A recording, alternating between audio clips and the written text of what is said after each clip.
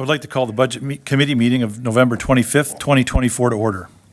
Good evening, everyone. My name is Greg Reimer, Councillor and Chair of the Budget Committee. I would like to begin by reading a safety notice. In the event of emergency, please evacuate council chambers to the nearest exit through the chamber doors and obey all instructions given. And if assistance is required, please see the clerk. Once you've evacuated the building, please gather in the front parking lot outside of Town Hall.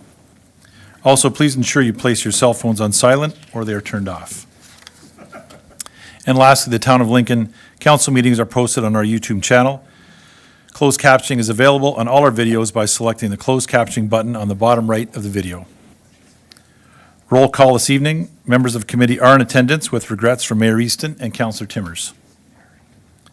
We also have staff in attendance. Thank you for being here tonight. Declarations of interest. Are there any declarations of interest this evening from council? Seeing none. Number 4, confirmation of agenda. Do members have any amendments to the order of the agenda? Moving along, number 5, statutory public meetings. We have no statutory public meetings this evening. Number 6, delegations. We have no delegations this evening. Number 7, our consent agenda. We have no consent agenda items this evening. Number 8, regular agenda. We are now considering item 8.1, report FN-19-24, 2025 operating budget. Our CAO will provide introductory comments this evening. Mike, please go ahead.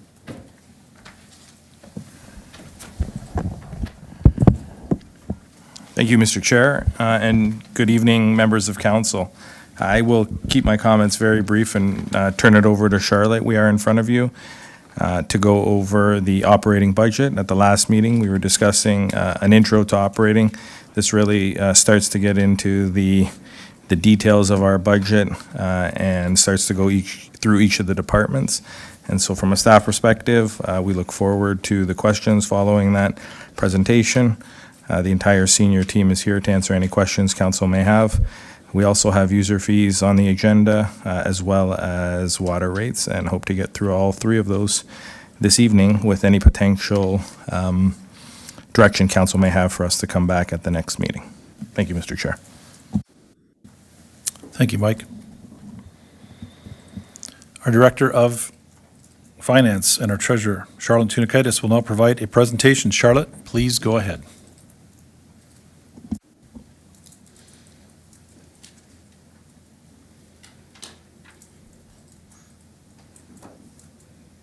Thank you, and through you, Chair.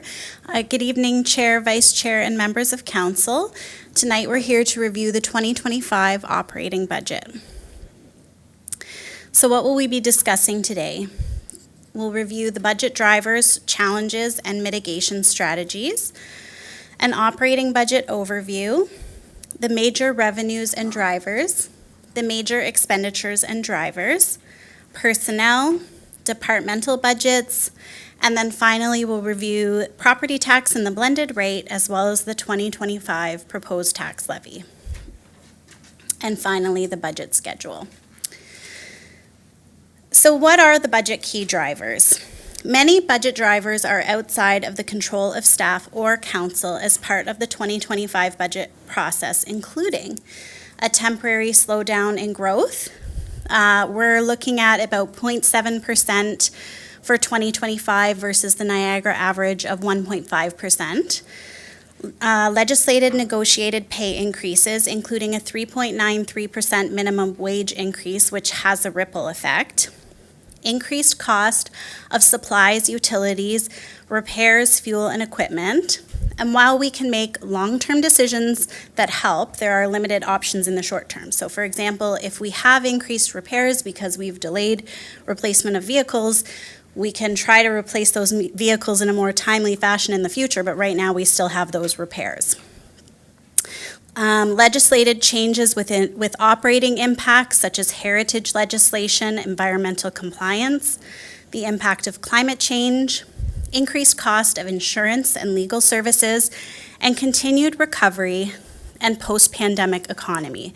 So we're still living in a time of a buildup of high interest rates, high inflation, high construction prices, and slowed development. And then the last two items, as we already talked about at our last meeting, we have a growing infrastructure gap and the need to put additional funds into the capital program. And we're also seizing the opportunity to shape the future of the former BDSS site. So what is our response? What are the mitigation strategies that we've employed?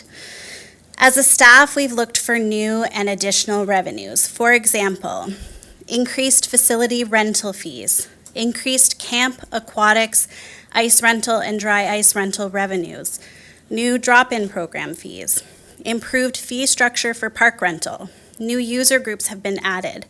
We've been seeking grant funding for infrastructure, so I'll give the long name for these: the Investing in Canada Infrastructure Program, the Active Transportation Fund, Housing Enabling Core Servicing, Niagara Region Combined Sewer Outflow, Niagara Region, oh boy, PRIP. I even looked it up today and then now I can't remember. What's PRIP stand? Public Realm Investment Program, Greenbelt Foundation, Green Lakes and St. Lawrence Cities Initiative. So we've secured $1.6 million to date towards proposed 2025 projects. We also have updated cost recovery for staff and equipment required for external agency assistance, such as accidents, spills, etc., and water main servicing.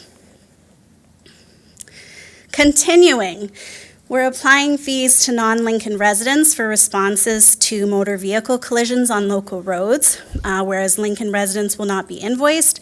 Increased efforts to reduce responses to false fire alarms, including increased application of false alarm tariffs.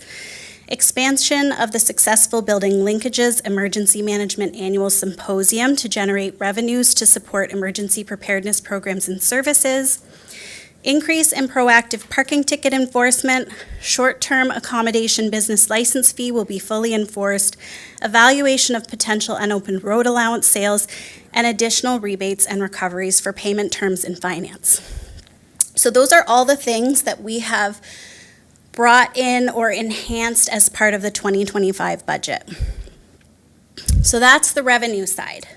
On the cost side, we've looked at a number of efficiencies and savings in various departments. And some of these are tangible cost savings, and some of them are efficiencies that we've put in place to mitigate the need for increased costs. So in Public Works, to help offset cost pressures, they're trying to do more work in-house, such as culvert replacements. They're continuing to develop and implement GIS technology to improve operational efficiencies, streamlining processes, transitioning from paper forms to digital data sets, improving inspection processes, etc. They've introduced mobile work order system for improved efficiency, optimizing after-hours security calls and responses, improve process and stocking of inventory supplies at the Fleming Center for recreation staff, process improvement at Jordan Arena for compressor room organization. And then they also have continued benefits from prior year initiatives, such as shared procurement with other municipalities and agencies, bulk purchasing, smart fire hydrant inserts, digital permitting, increasing GPS alerts, and proactive fleet maintenance. Within the Fire and Emergency Department, continuation of the shared fire service, and ongoing investigation of opportunities for enhanced service delivery. Continue to seek opportunities for corporate sponsors and community partnerships to assist with public education and events. For the Planning Department, continuing to complete official plan update in-house, as well as some other urban design considerations to avoid consultant fees. Continued utilization of Niagara Regional Resources for GIS support rather than hiring a full-time equivalent position. Continuing to increase legal fee invoicing back to applicants associated with planning applications. And cloud permit implementation that automates application intake and streamlines processing will be fully utilized by applicants in 2025. Within the Strategic Initiatives and Community Development Department, improved CSR Info Hub for a more efficient process and utilizing savings from 2024 to offset pressures in 2025. And within the Finance and Administration Department, reduced postage costs by mailing notices along with final tax bills, continuing to shift to online e-billing services and modernized billing, including migration to bi-monthly water billing, and consolidating our asset management data to enable instant updates in future years. So I think it was really important to still talk about how we got to where we are right now. It took a lot of work. It took a lot of review by staff in all the departments, meetings with the corporate leadership team, and it took us a lot to get to this point to try to bring in as many revenues as we could, to try to bring in as many efficiencies as we could to get to this place. Operations related to the former BDSS site have been discussed at the November 13th budget meeting and are excluded from the operating budget tables in this presentation because of the new and unique nature. So tonight, we're going to be focusing on the regular, ongoing departmental budgets, what's been happening for years, what's happening in the coming year, and BDSS is separate. And it will be in addition to. The budget process involved a lot of careful and difficult decisions, establishing and weighing priorities, and as I said, searching for new revenues and cost mitigation measures. We explored more opportunities for shared services, added new revenue, and reorganized some of our operations to find savings. The 2025 budget seeks to maintain taxpayer affordability while delivering the services that residents value and focusing on the things that matter most. So on the screen before you, we have our tax levy operating budget for revenues. Some of the major budget impacts for our revenues, as I mentioned earlier, is our decreased growth due to slowing development. So we anticipate this rising again, but there is about a 2-year lag from the time that construction occurs until the properties are assessed by MPAC.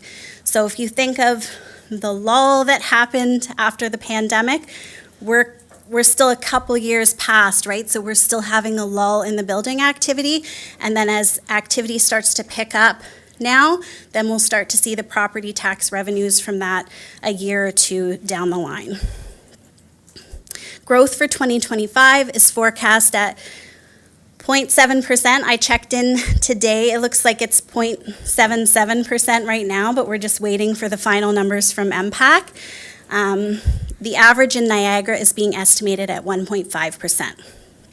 So you might say to me, why does that matter? Well, growth reduces the impact on the existing property taxpayers. So if you have a set amount that you're trying to raise right now, and you're dividing it between the existing properties, and then you bring new properties in and they contributed towards it, it reduces the impact on the others. We also talked in our last meeting about unpredictability of grant revenue, and the reduced predictability of recurrent capital grants places pressure on the need for increased reserve transfers. So when we can't rely on that capital grant funding, so we talked about the ones we've applied for, the long list that I was reading out, all that takes staff time. We apply for those, we put work into the applications, and we've had good success, and that's really awesome. But we have those ones like the OMF, OSIF, and the Canada Community Building Fund. Those ones are recurring grants, and they've been very unpredictable, I'll say, unpredictable. So in terms of our revenues, what are some of our drivers? So we have had some decreased revenues in a few areas. There's decreased planning revenues, but that's more a reflection of trying to right-size that budget to reflect what we've seen over the last couple of years. Decreased grants and interest of $26,000, decreased donations and sponsorships of $15,000, and decreased proceeds on disposal of land, $220,000. So those are some of the pressures that we saw. So how did we mitigate, and what are the new sources of revenues? We have new user fees and service charges in fire, emergency management, public works, and strategic initiatives and community development, totaling $241,000. Increased DC debt servicing funding due to new debentures. The impact on the tax levy has actually slightly improved due to the new DC background study update. And so there's a total there of $622,000, and a transfer from the tax rate stabilization reserve fund to offset the impact of personnel costs of $250,000. We also did a review of our historical fines and penalties, and we've, based on that analysis, an increase of $70,000. So those were our revenues, and here are our expenses for the year. So one of the major budget impacts is personnel. The people who work for the town deliver the programs and services that are essential to the residents and the community. So we're a service-intensive organization. It takes people to do the work. And the 2025 budget proposes a very minimal increase in staffing hours and levels to meet service level needs, with those requests being offset by expenditure reductions or additional revenues. So what are the costs net of revenues related to personnel? The personnel cost of living adjustments and negotiated and legislated pay increases, including CUPE and the minimum wage increase of 3.93%, net of offsetting revenues is $594,000. We have increased cost of benefit rates, including extended health, CPP, EI, WSIB, et cetera, and then a small increase for overtime. So for all of that, it's $105,000. An increase for volunteer firefighters of $93,000, which is substantially offset by increased fire fees. And we also have additional scheduling and staffing impacts for grant writing, museum, bylaw, and public works of $111,000, fully offset by cost savings and expenditure reductions for a net impact of $0. So we really tried to mitigate and release the pressure from that line. The mitigation, I just talked about a lot of the revenues, but we have the transfer from the tax rate stabilization reserve fund of $250,000. That balance in the reserve relates primarily to gapping. Like by that I mean vacant positions in 2023 that were delayed in being filled, and we were able to take those savings and put them into that reserve. And we also have numerous initiatives for cost sharing, departmental reorganizations, and new revenues. So aside from the personnel line, what are some of the major budget impacts? We've talked many times about the infrastructure gap. We have an increase to the infrastructure reserve fund of $700,000. Increased contracted services and consulting for monument restoration, environmental monitoring, urban forestry, municipal drain work, planning consulting, climate change program supplies, all for a total of $186,000. We have increased debt charges for previously approved projects of $752,000, mostly offset by what we talked about on the last slide, DC and reserve revenues of $622,000. So the net increase there is $130,000. The library is asking for 4% for their operating plus capital for a total of $70,000. We have parts, supplies, and repairs for fleet, large equipment, and fire vehicles of $64,000. Software, increased cost of $61,000. Utilities, $58,000. Insurance, $55,000. The Niagara Irrigation Project, $50,000. Repairs and maintenance for parks, facilities, and streetlights, $49,000, and materials for sidewalk, culverts, traffic control, and railway, $44,000. So that sounds like a list, but I think it's important to really highlight, these are the main drivers, right? The last two slides that we talked about, those are the main cost pressures that we're going through, and we can't control the prices of a lot of those things. So what are some of the mitigations and cost savings reductions? We talked about it earlier. We have alternative delivery methods, insourcing, when we think that's more cost effective. Staff have reviewed budgets with rigor to find efficiencies and savings. We also had a reduction in the community improvement plan expense resulting from the council directed pause in the program, and that's savings of $160,000. So I do just want to give an overview of the fact that in 2024, a reorganization occurred to the departmental structure to streamline operations, enhance collaboration, realize some cost savings, and position the town for greater long-term success and accountability. So as a result of that, the comparative information for 2022 actual, 2023 actual, and the 2024 budget have been restated to reflect the changes with no impact to revenues or expenditures. So the net is the same, but the lines that those items are on have been adjusted so that you can really focus and the public can really focus on what is changing year over year. Any and debt servicing charges and debt servicing funding are being presented with the functional area they relate to when they're tax levy supported, for example, roads, fire, parks, etc. Any restatement is only a reflection of the reporting department the revenues and expenditures are grouped under, but no other adjustments have been made. So here we go into our departmental operating budgets. First, we have Council 2025 budget. And in this budget, you can see that there are fundraising revenues and disbursements with no levy impact, and also an increase for conferences, conventions, and training. Next, we have the budget for Public Works. In Public Works, we have an increase in shared recoveries in road safety, an increased facility rental revenues. Net debt cost has actually improved in this department due to updates from the DC background study and additional revenues. An increase for environmental monitoring, urban forestry, municipal drain work, security patrols, materials and supplies, and repairs and maintenance. And there's also a general increase in parts and repairs due to delayed replacements of fleet. Next, we have the 2025 draft budget for strategic initiatives and community development. And in this department, the main highlight is increased revenues in arena, ice, recreation programs, summer camps, and pool programs. Next, we have the fire rescue services budget.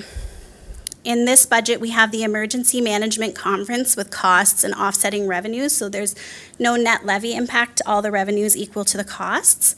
Increased recoveries for shared services, increased user fees for false alarm calls, increased cost of fire vehicle repairs and maintenance due to delayed replacements, and increased annual fire dispatch license fee and replacement of portable radio batteries. Next, we have the planning and development budget. In this budget, we can see decreased revenues to more closely align to historicals.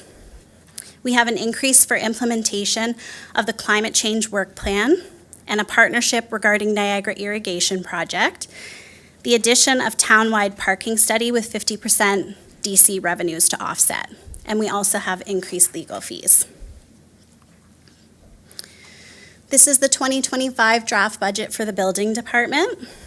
The building department is a rate-supported department, and so it must balance to zero. So revenues have to equal expenditures. If they have a surplus or a deficit, it has to be transferred to or from their reserve. But within this budget, we have a decrease to building permit fees based on recent activity and an increase to legal fees. Next, we have the 2025 draft budget for economic development and communications. In this department, we have a decrease in costs for the DMO and museum supplies to offset increased personnel hours and a decreased advertising and printing costs. Here is the 2025 draft budget for legislative and information services. In this department, we can see an increase for corporate software licenses, internet, and telecommunication, and an increased transfer to the Election Reserve Fund. Here is the 2025 draft budget for finance and administration. In this department, we can see an increased cost of the audit and additional recoveries and rebates anticipated. Next, we have the 2025 draft budget for the Office of the CAO. In this department, we have increased legal fees, increased training costs for project managers, And then you can see there's a small increase there for HR software, which was moved to legislative and information services. And then last up, we have the draft budget for general government. General government are the larger shared costs that are corporate-wide. And in this department, we have increased fines, penalties, and interest revenue, the removal of proceeds on disposal of land, the transfer from the tax rate stabilization reserve fund, the decrease in SIPs, or the community improvement plan, increased insurance costs, increase in reserve transfers, and the library contribution. So that was an overview. I just wanted to highlight the major items that were changing in those departmental budgets. And so now we'll talk a little bit about property tax and the blended rate.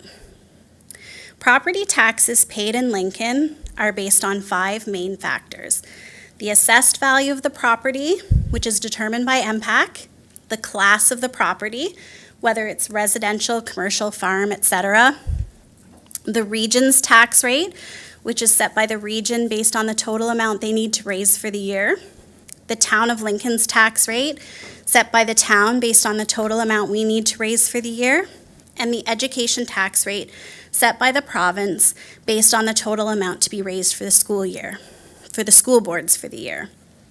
So a change in any one of those factors will result in a change in the amount of property tax charged to a property. And the only factor controlled by the town of Lincoln is the town's tax rate. So 5 factors, we control 1. We've seen this pie chart many times. Where do property taxes go? The combination of the region, town, and education tax rates are often referred to as the blended tax rate. Often when calculating the estimated change in property tax from one year to the next, it is referred to as the blended increase. Blended property tax rates work a lot like a weighted average. This is similar to the way final grades are calculated in school. There might be 3 quizzes worth 15% of the grade, a midterm worth 35% of the grade, and the final exam worth 50% of the grade. In this example, the final exam carries the heaviest weight, and it is the most important factor in determining the final grade. The quizzes are important, but if there's one that doesn't go well, it won't have a big impact on the final grade. The town collects property taxes for all 3 agencies, and then we pay the region and the school boards their portions. For the average residential property tax bill in Lincoln, the region received 52%, the school boards received 11%, and the town kept 37%. The town of Lincoln uses its 37% of the property taxes to provide its services and programs. The region of Niagara, as the biggest component of the property tax bill, carries the heaviest weight, and the school boards, the lowest component of the property tax bill, carry the lowest weight. So how is the blended increase calculated? This is an illustration. It doesn't mean this is going to be the impact for 2025. Budgets have not been set yet, but this is a good illustration. So when budgets are set for a new year, the overall change in the property tax bill is calculated similar to a weighted average. There can be some minor differences because of special levies for transit and waste management. However, this is a general illustrative example. So if in this example, the region increases its property taxes 8.5%, and the town increases its property taxes 9.36%, and the education rates are kept constant as they have been in recent years, what would be the impact on the blended rate? So as a hint, for those watching at home who are enraptured by my presentation, the blended increase is not 17.86%, which would be 8.5 plus 9.36. The blended increase is also not 8.93%, which is the average of 8.5 and 9.36. In that example, the blended change in the tax rate would be an increase of 7.88%. The region's increase of 8.5%, which carries the greatest weight at 52%, results in a 4.42% increase on the total tax bill. The town's increase of 9.36%, which carries a weight of 37%, results in a 3.46% increase on the total tax bill. The blended increase would be 7.88%. So I just want to pause there too, because whenever I look at this, I always think there are a couple things that seem kind of counterintuitive. For example, in this case, the town's increase is higher than the region's increase, but the impact on the total bill is actually smaller. Secondly, the blended increase is lower than both of them. So I think sometimes, what people think happens when you blend them, they think you add them, they think you average them, it's hard to understand, but it's not always exactly as they think it would be. So as I mentioned, this is an illustration. It assumes assessed property values remain the same, which they're expected to for 2025, unless there's a change or improvement to the property. So if you built a big addition onto your house, your outcome might be different. Actual property taxes for 2025 will differ, and there are 3 levies for the region, so it is a little bit more complicated, but this is a good illustration. The average household in Lincoln in 2024 is just about $135,000. The average residential home with an assessed value from MPAC of $383,000 would pay $5,520 in property tax in 2024. That's 4.1% of average household income, and the town of Lincoln's portion is 1.5%. So I have to stop there again. I know I do this a lot, but $383,000, that is the actual average assessed value of a property in Lincoln. I know people look at that and they think, there's no way, my property is worth way more than that, but the last time the MPAC updated assessed values was in 2016, and they were phasing in those values from 2016 to 2020, but we're frozen at 2016, what they call current value assessment. So this number, 383,000, we get from MPAC. This is our average assessed value. We've looked at this slide before. So our total property tax and water and wastewater charges as a percent of household income in 2023 were 4.88%, which is below the average in Niagara. And then this year, we also showed this graph, which shows the trend over time. So we know we're below average, but we've been consistently below average. And as property taxes have been increasing, household income has also been increasing. And there hasn't been a significant change in the town of Lincoln's property tax as a percentage of household income. It was 1.33% in 2019 and 1.43% in 2023. Lincoln's property taxes as a percentage of household income have been consistently below average in Niagara, the Niagara average being 1.7%. And if Lincoln's portion of the property tax bill were at the same level as the average, we would be collecting about $350 per year per household more.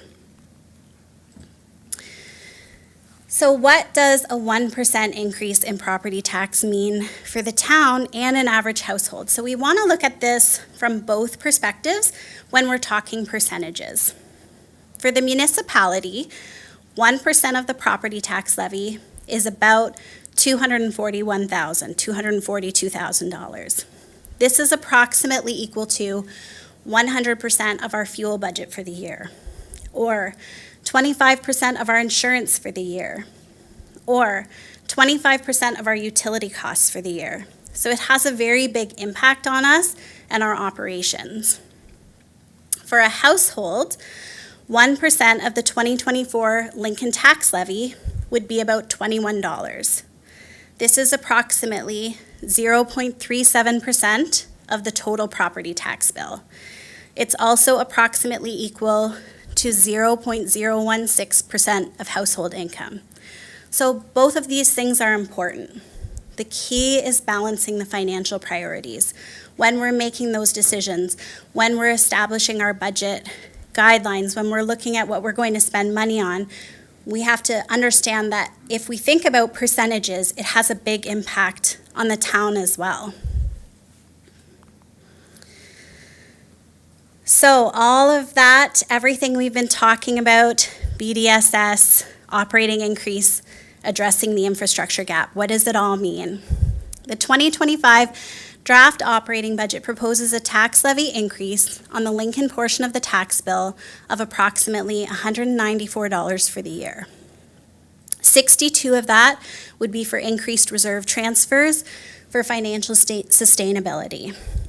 $37 for operations at the former BDSS site so that we can seize an opportunity, because that's not something that will necessarily be there for all years in the future. It was something that presented itself right now. And $95 for our operating cost increases so that we can continue to provide high levels of service. The total, $194 for the average residential household for the year, excluding the region and the school board portion. So where will the $194 increase in property taxes go? The top two pie pieces there we've talked about at length. $37 for former BDSS, $62 for increased reserve transfers. We've also got $17 for increased cost of utilities, software, insurance, and legal services. $9 for an increase in irrigation, climate change, resiliency, and the parking study. $8 for our increased cost of benefits and overtime. $44 for personnel cost of living adjustments and negotiated and legislated pay increases, net of increased revenues and recoveries. $10 for an increase for environmental monitoring, vehicle equipment parts, supplies and repairs, security patrol and urban forestry, and then $7 for other miscellaneous charges. That's what it all boils down to. So to summarize, the 2025 draft operating budget before you is a $194 increase in the Lincoln portion of the property tax bill, which is 9.36% of the Lincoln portion of the bill, which is 3.46% of the overall total property tax bill, and 0.14% of 2024 average household income. If 2025 average household income is the same as 2024, which is unlikely because it tends to increase, Lincoln's portion of the property tax bill would go from 1.53% of average household income to 1.67% of average household income. This is approximately equal to the average for lower tiers in Niagara in 2024. So I'm going to turn it back over to you, Chair, and I'm here for questions. Thank you, Charlotte. Lots to chew on there, lots of numbers. Thank you very much, especially for the blended rate calculation. I think that's something we hear in some form in a report every year. Somehow we hear it several times quite often, but I find in budget conversations that's something that residents quite often are unaware of or have forgotten about. And so it's always good to review that so we're clear on it. So thank you very much. We'll go to questions from committee. Councillor Njima, please start us off. Thank you, Chair Reimer. Thank you for the detailed presentation. You laid it out in a way it makes it really easy to follow, and the examples are great, the details are great. I appreciate that. If I have a question about one of the potential revenue items that we're looking at, which is reviewing surplus road allowances, who would I direct that to, and is this the right time, Mr. Chair? Mr. CEO, look for your direction on that. Through you, Mr. Chair, I mean, I think it's probably a combination of myself and Director Bruder in terms of answering any of the questions on road allowances. Okay. So through to one of you, so I know currently we have our policy in place that, where we review any road allowance and determine if it leads to a trail or all those things. So what are we looking at? Do we know what we're going to look at when we say we're reviewing our existing road allowances for potential sales? Thank you, Councillor. Mr. Bruder? Yeah, thank you, Mr. Chair.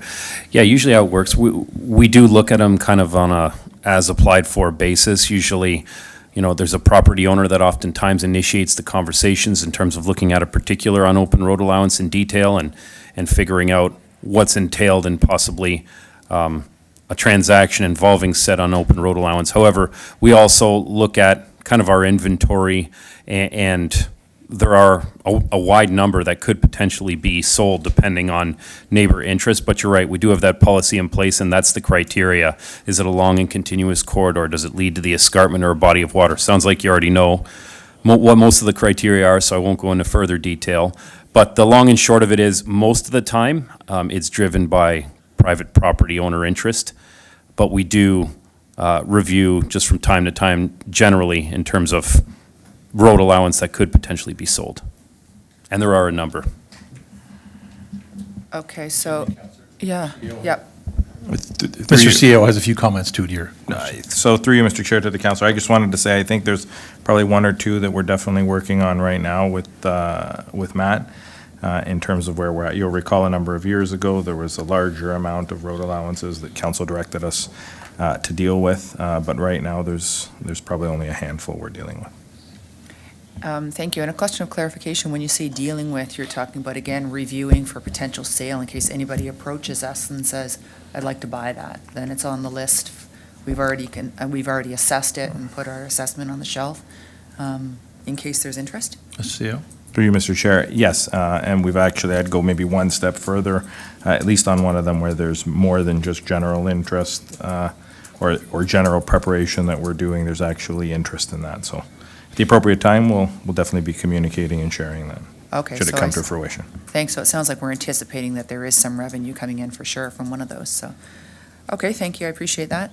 Thank you, Counselor. Counselor Murray, please go ahead. Thank you very much, Chair. Through you to Charlotte, or perhaps our CAO. On slide 14, we talk about our personnel, and if you look at the budget, everyone knows the cost of labor is one of our biggest expenses, but that's because we're delivering enormous amounts of service. So I'm not arguing with that, but it does say here that it's proposing very minimal increase in staffing hours and levels to meet service needs. And I was wondering if you can clarify that. Does that mean that we're planning on net new hires, or are we talking more about overtime or giving part-time workers more hours? What does that look like? Go ahead, Charlotte.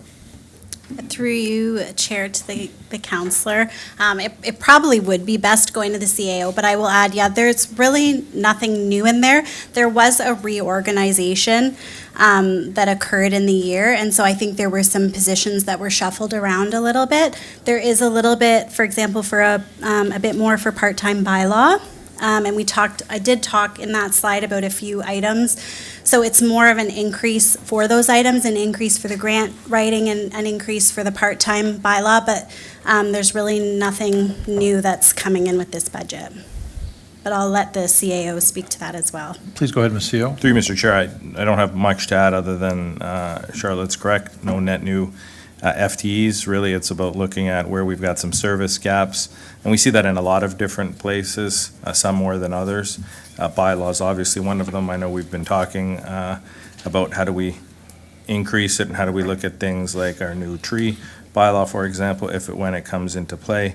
So we try to make those accommodations in terms of the increased hours and try to book those hours. Director Graham and some of the work we're doing in Public Works and just some of the catch-up as we look at what are some of the year-to-date hours and how do we start budgeting those hours for moving forward. Thank you. And another question, if I could, Chair? Go right ahead, Counselor. So in a number of the slides, in terms of a source of revenue, it talks about sponsorships and donations. And I was just wondering if I can get a little bit of clarity. I'm assuming that the arena, we have sponsorships on the walls of the arena. What other sorts of sponsorships and donations are we looking at? Charlotte? Through you, Chair, to the counselor, I'm going to turn to, I know one is within fire. I know they were looking at some additional sponsorships and community partnerships for their events. I'm not sure if the Director of Strategic Initiatives has anything to add on that. because I'd have to go department by department and figure out where they're happening. So I'm not sure. Oh, I think the CAO Any- wants to. Through you, Start Mr. with Chair. CEO, why and then don't- we'll go over to Shannon. Yeah, I was going to say, why don't I start talking while staff maybe look up some of the details? You'll recall even at the last meeting, Councillor, how we were, I think, encouraged to go out and look at the bridge and how do we get sponsorship for that. So I would say a lot of our events, Canada Day has a significant amount of sponsorships. If we think about what we're doing in terms of the tree lighting coming up this coming weekend, I would say most of the events we hold, I think about Fling Off King this year, but Fling On King before.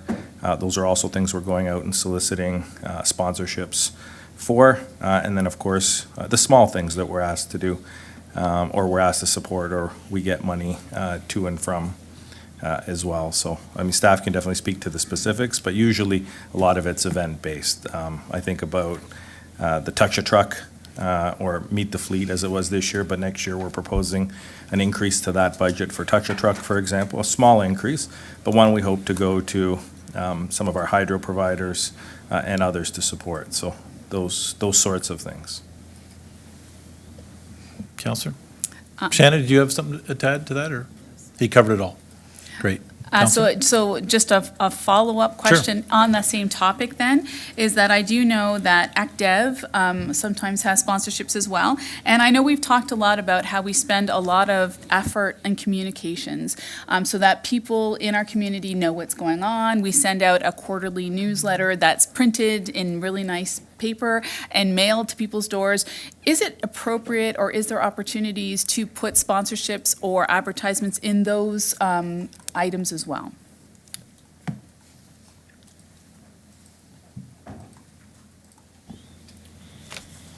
Up from the gallery, Director of ActDev, Mr. Dean. Thank you, Chair, Please go ahead. and through you to the councillor. On the communication side, councillor, it's one thing that we've had a few discussions on, but it's something that we're definitely willing to look at.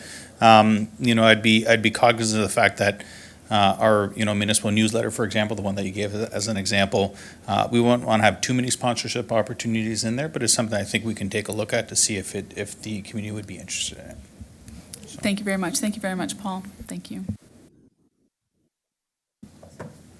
Thank you, Counselor.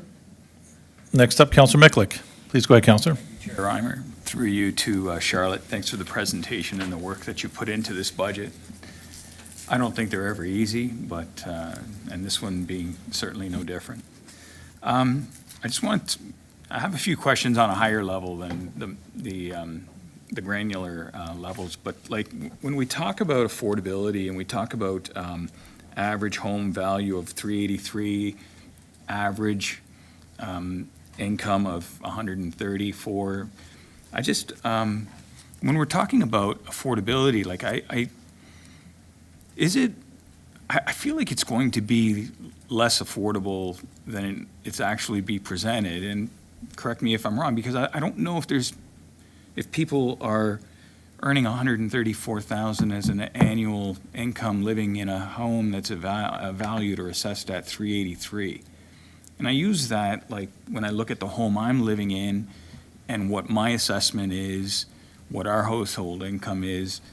My house, it's not 383, so I feel like it's going to be a higher percentage of my income with an increase that's been noted. Am I incorrect or inaccurate in my feeling when we talk about affordability, or? Please go ahead, Charlotte.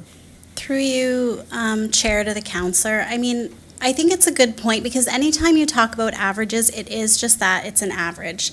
So I have to have some way to present it to you. And the only way that I can present it to you is try to look for information based on averages. We can't go property by property and person by person, because we don't even have their income information.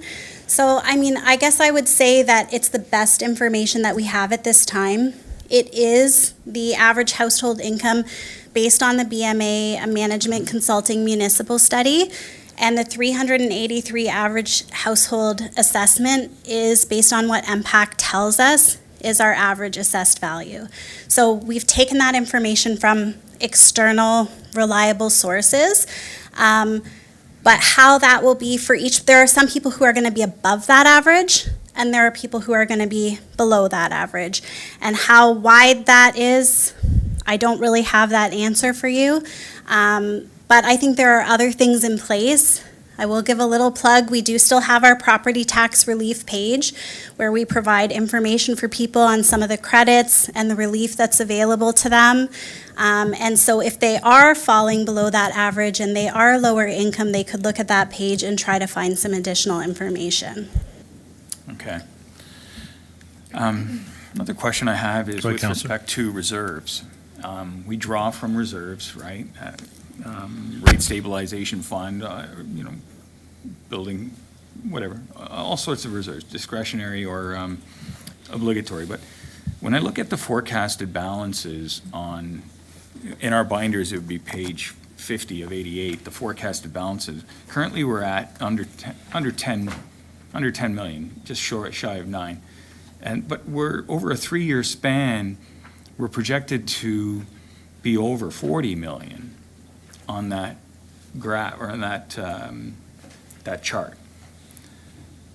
I'm just curious, how are we thinking?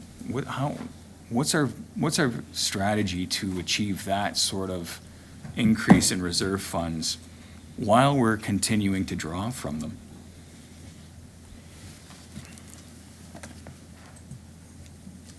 Through you, Chair, to the counselor. I'm problem. just Take your time, turning to Charlie. that page, just a second. Page again, Counselor? Page, It was page 50 of 50, 88. thank you. Within the reserve funds in our budget binders. Yeah, in the capital budget. 1 second.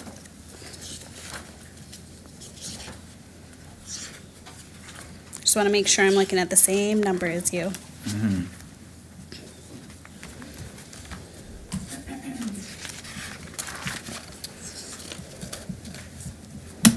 Chart that looks like this.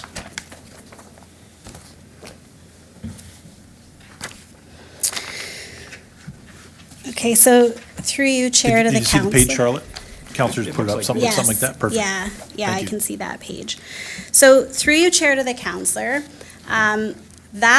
so there are a couple things at play there. This graph is based on the anticipated cash balance, whereas when you look further back in your forecast, those are sort of what we call the unencumbered balances. And so what I mean by that is, at any given point in time, I might have $1 million sitting in a reserve fund, but it's spoken for. We've already assigned it to a project. While it's sitting there, it's in the reserve. That's what's in this graph. But what's in the forecast is what would be left over after the projects have been committed. The reason that it's increasing quite significantly is, number one, our DC reserve fund. Now that's not guaranteed, it's not certain, these are forecasts. So just similar to I said, I can only give you the best information that I have at this point in time. I know we did do a deep dive. The planning department looked in detail and took a look at some of the applications that they anticipate, the development that they anticipate, and the timing. We have our DC background study, right? So that's based on our forecasted growth. So we take all of those numbers and the forecasts. So that's one of the big reasons. The other reason is that our water and sewer infrastructure is expensive. And water mains and sanitary sewer infrastructure, they have long useful lives, and we're starting to save up so that we can replace those when they need to be replaced. So when you look at our water and wastewater financial plan and rate study and you start to see the reserves building, those ones are building up as well. So those are the primary factors. The one that we're trying to address through our operating budget is the infrastructure reserve fund. That's the one that funds things like snow plows, bunker gear, IT equipment. So not water, sewer, or DCs, everything else. That's the other one we're trying to address. Okay, so I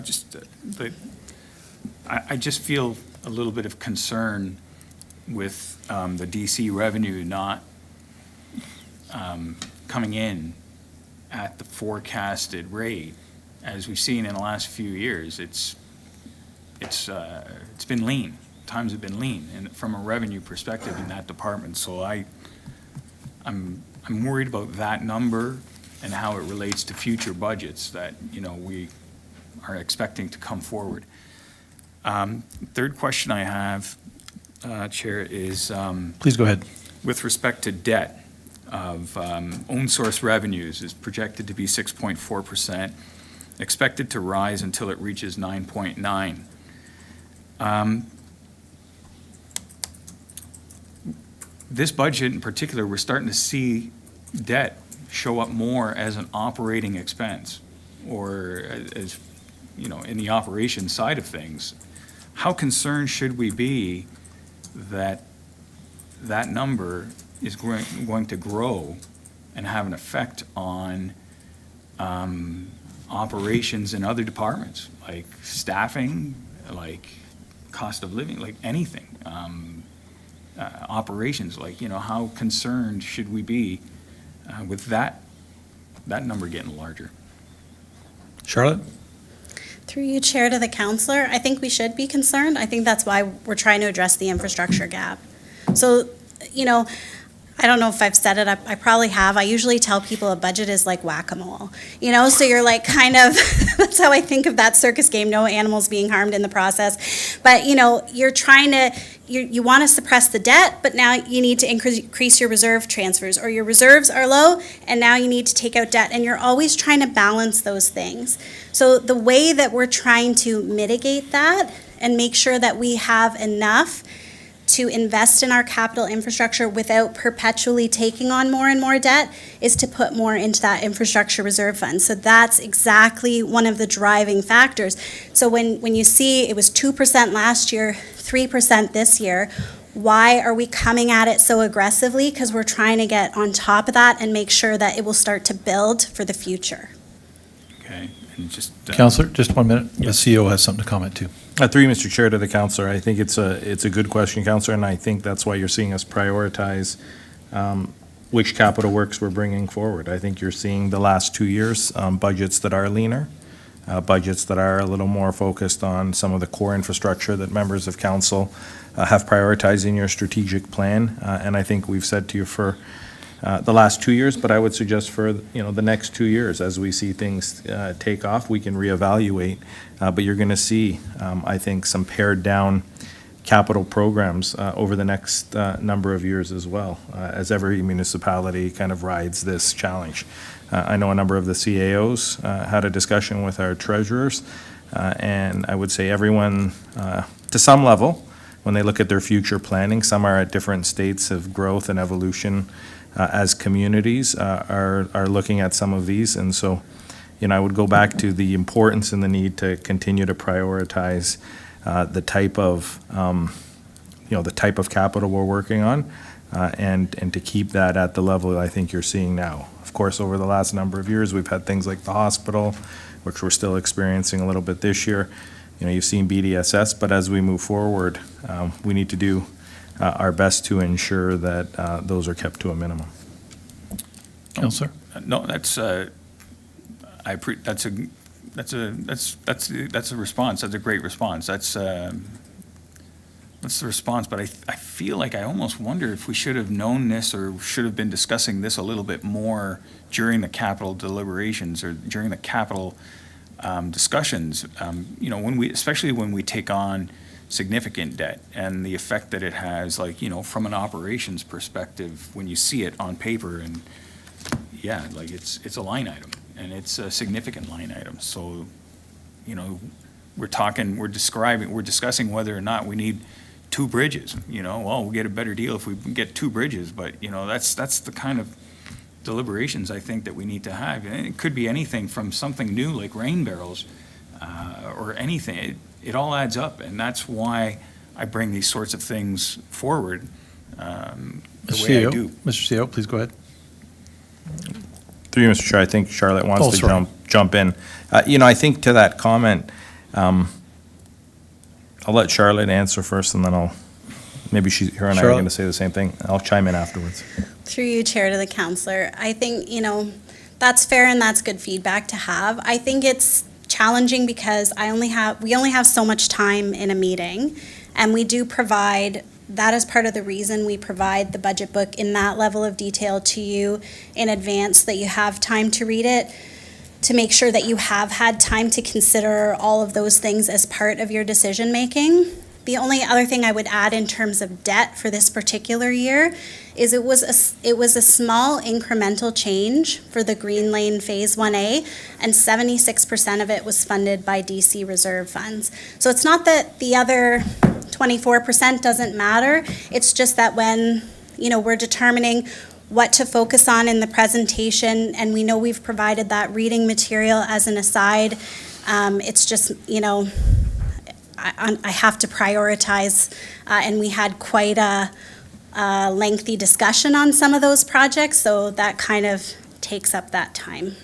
No, those are my questions. Or go ahead. Thank you. Mr. CAO, you want to add? Yeah, through you, Mr. Chair, to the councilor. I mean, I think we're talking really about the economic uncertainty in municipal budgeting and how those go together. And while members of council have told me that, you don't want to hear about 2 years ago in the pandemic, there is an uncertainty that happened in the economy, not necessarily in the pandemic time, but in the economy that afterwards. And I think those two are intrinsically linked, and I think we do need to be able to respond to those. I don't think council did anything wrong in investing in infrastructure.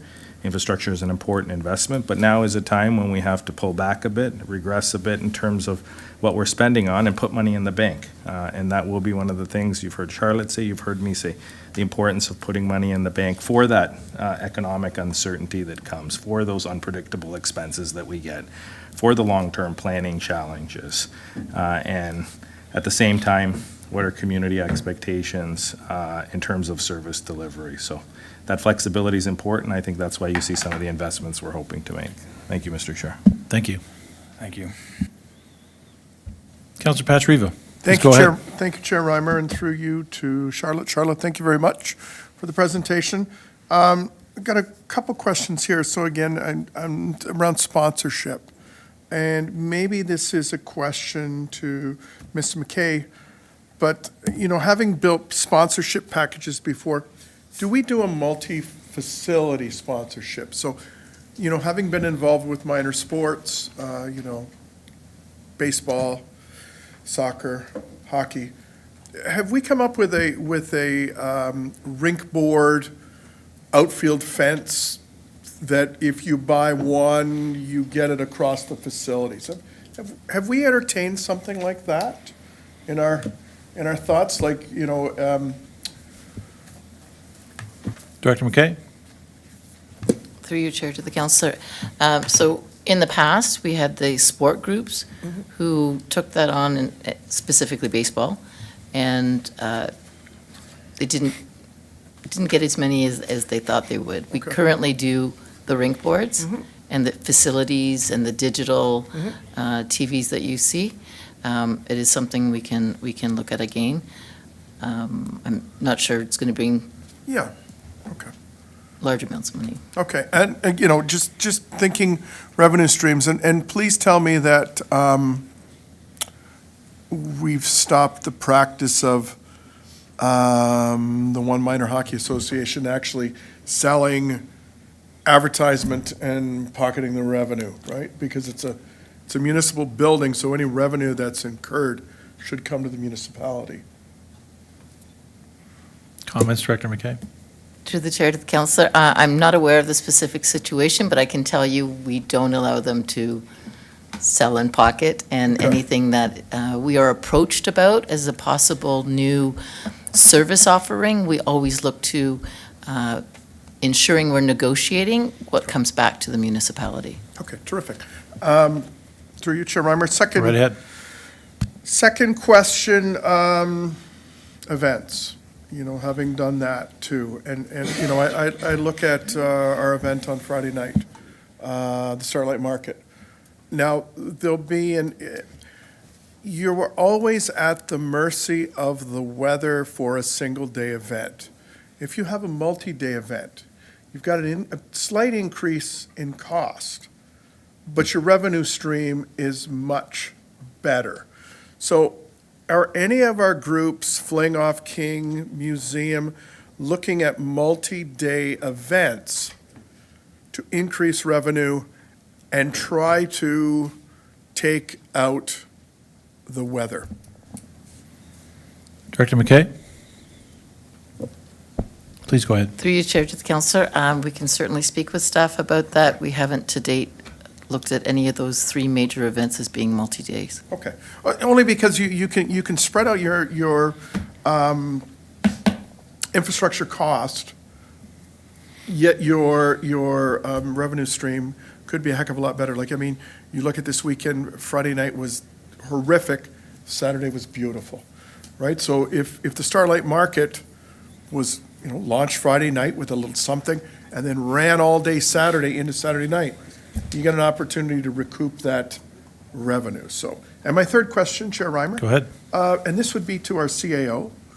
And again, when we talk overtime, now I know it's not senior staff because senior staff is not an hourly wage, but you need to give them time off in lieu for extra time that they've put in when we sit around these meetings.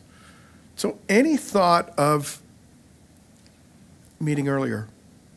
So a bunch of municipalities are doing that, like you're here 8:30 in the morning until 4:30, and then there's a gap until we start at 6, like potentially starting a half an hour earlier, just to cut down on, and I don't want to call it wasted time because you got to eat something and you've always got stuff to do, but just to try to be more efficient going forward, and then cutting down on that time off in lieu, during the day when people need to get in touch with staff. Mr. CAO? Yeah. Through you, Mr. Chairman, to the councillor, there's a few things we're looking at. I know we're looking at sort of a midterm, I'm going to call it a midterm assessment of how things are going. I'm looking at our clerk. I know we're looking at a report to come back, at least to give you some options around council and around a few other things in terms of wards, in terms of composition and those things. Maybe something we add in there, I can tell you, I think we're always talking and looking for efficiencies and ways to do things maybe a little bit different. We're in council's hands in terms of starting time. You raised some good points, but at the end of the day, I think we're working to accommodate council's schedule as well and what works better. And of course, residents who want to delegate, who want to appear in front of council, who want to have a chance to be engaged. So nothing we've looked at in great detail again. I know we used to start a little bit later. We moved to 6. Something definitely we can take back and consider as we look at sort of a midterm review of how things are going and where we can get a little bit better and maybe bring some options back to council. Okay, thank you very much, Chair. And thank you, Mr. Kokopoulos, because, it's just looking at ways that we do things differently. Granted, like, you're not going to have a planning meeting early because we get a lot of residents come out to that. If I'm sure Pelham has gone to day meetings, so, I mean, you could have the general business and finance and community service and infrastructure, because those are a lot of like staff reports to council, where your engagement, sure, have it in the evening, maybe a little bit earlier, but now, there's the opportunity, and that's one thing that COVID has let us, we've got remote, we've got Zoom. So you don't have to be here sitting in the chamber to be engaged, and you can always delegate, and you can always make your thoughts apparent to us in one way, shape, or another. So just, trying to think outside the box as we're getting squeezed with wage cost, maybe there's, a little room to maneuver. So thank you very much. Thank you, Councillor. Councillor Russell? Thank you, Please Mr. go Chair. Through you to Charlotte. First question, I'm looking at slide 13 of the presentation tonight, and it mentions on there the debt servicing charges, and there's an increase of about $750,000 over last year, which represents about 3% of the total increase of the 9.6 budget expenditures.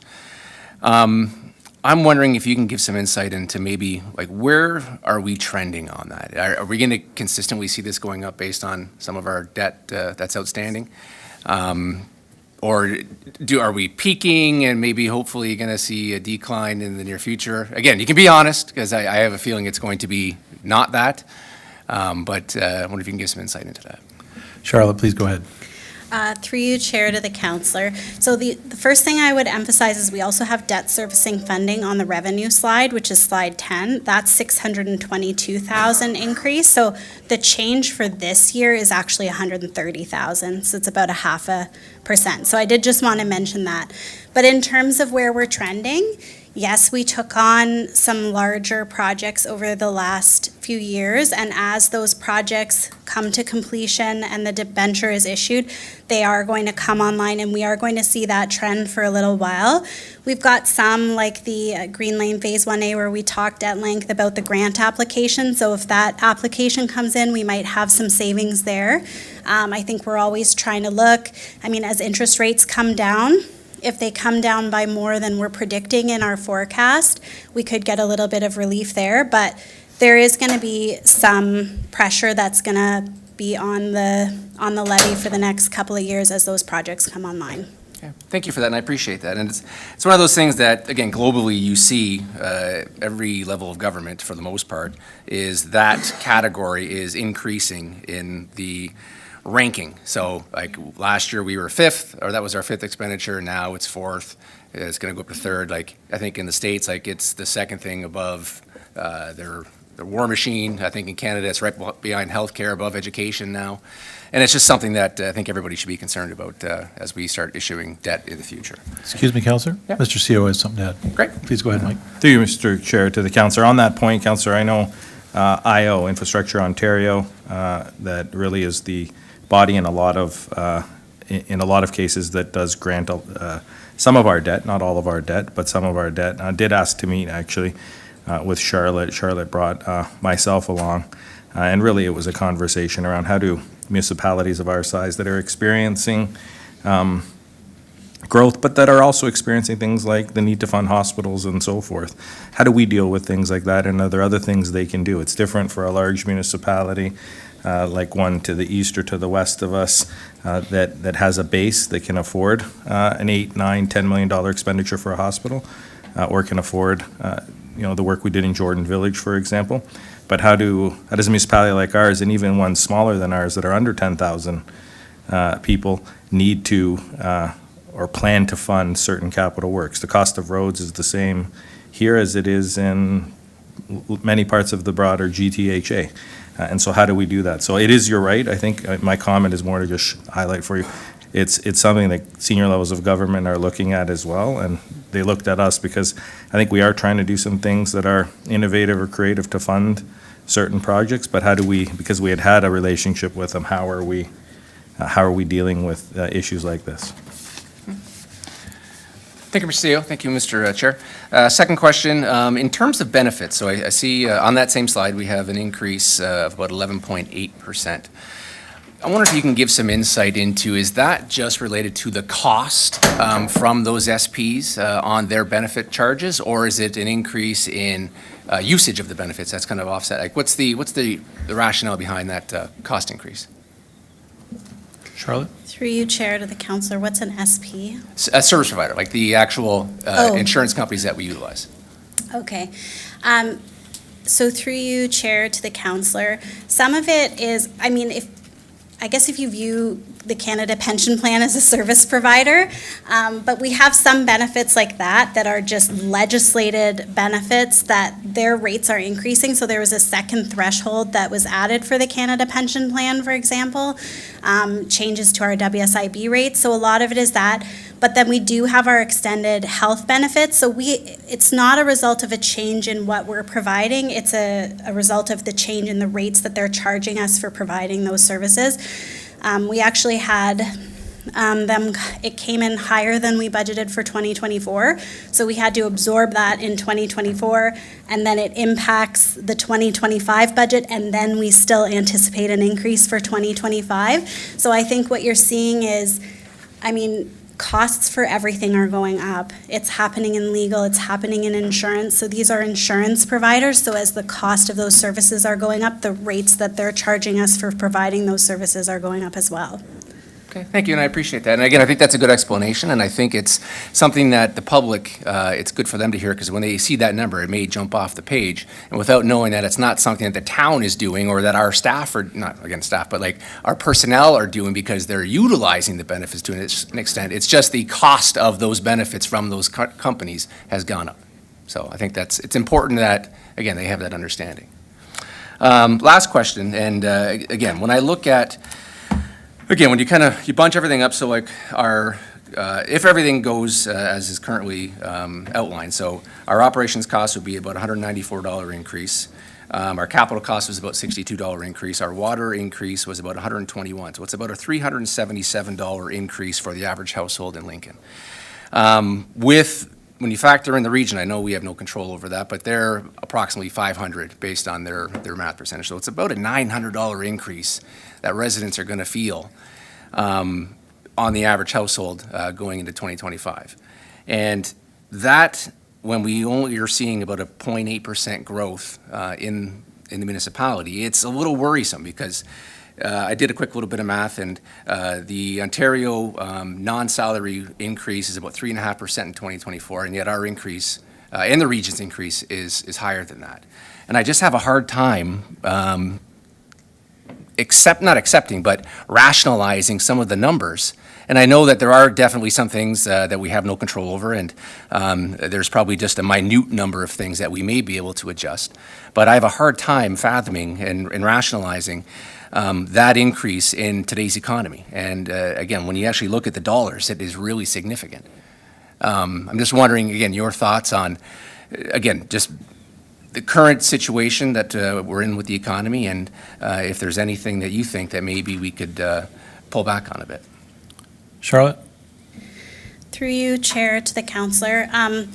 So we don't know the final region rates. The estimate we have, like if it was around the 7.88% that was on that one slide, it would be closer to $440 per household, and then plus the $120 for water. So you'd be looking at closer to $560 rather than $900. So I do want to just add that in, not to say that $560 doesn't always also have an impact on a household. But I think the $10 a month for water and sewer is, if we view that as a utility cost, it's pretty reasonable based on what's going on out in the world with increased costs. Other than that, in terms of affordability, I think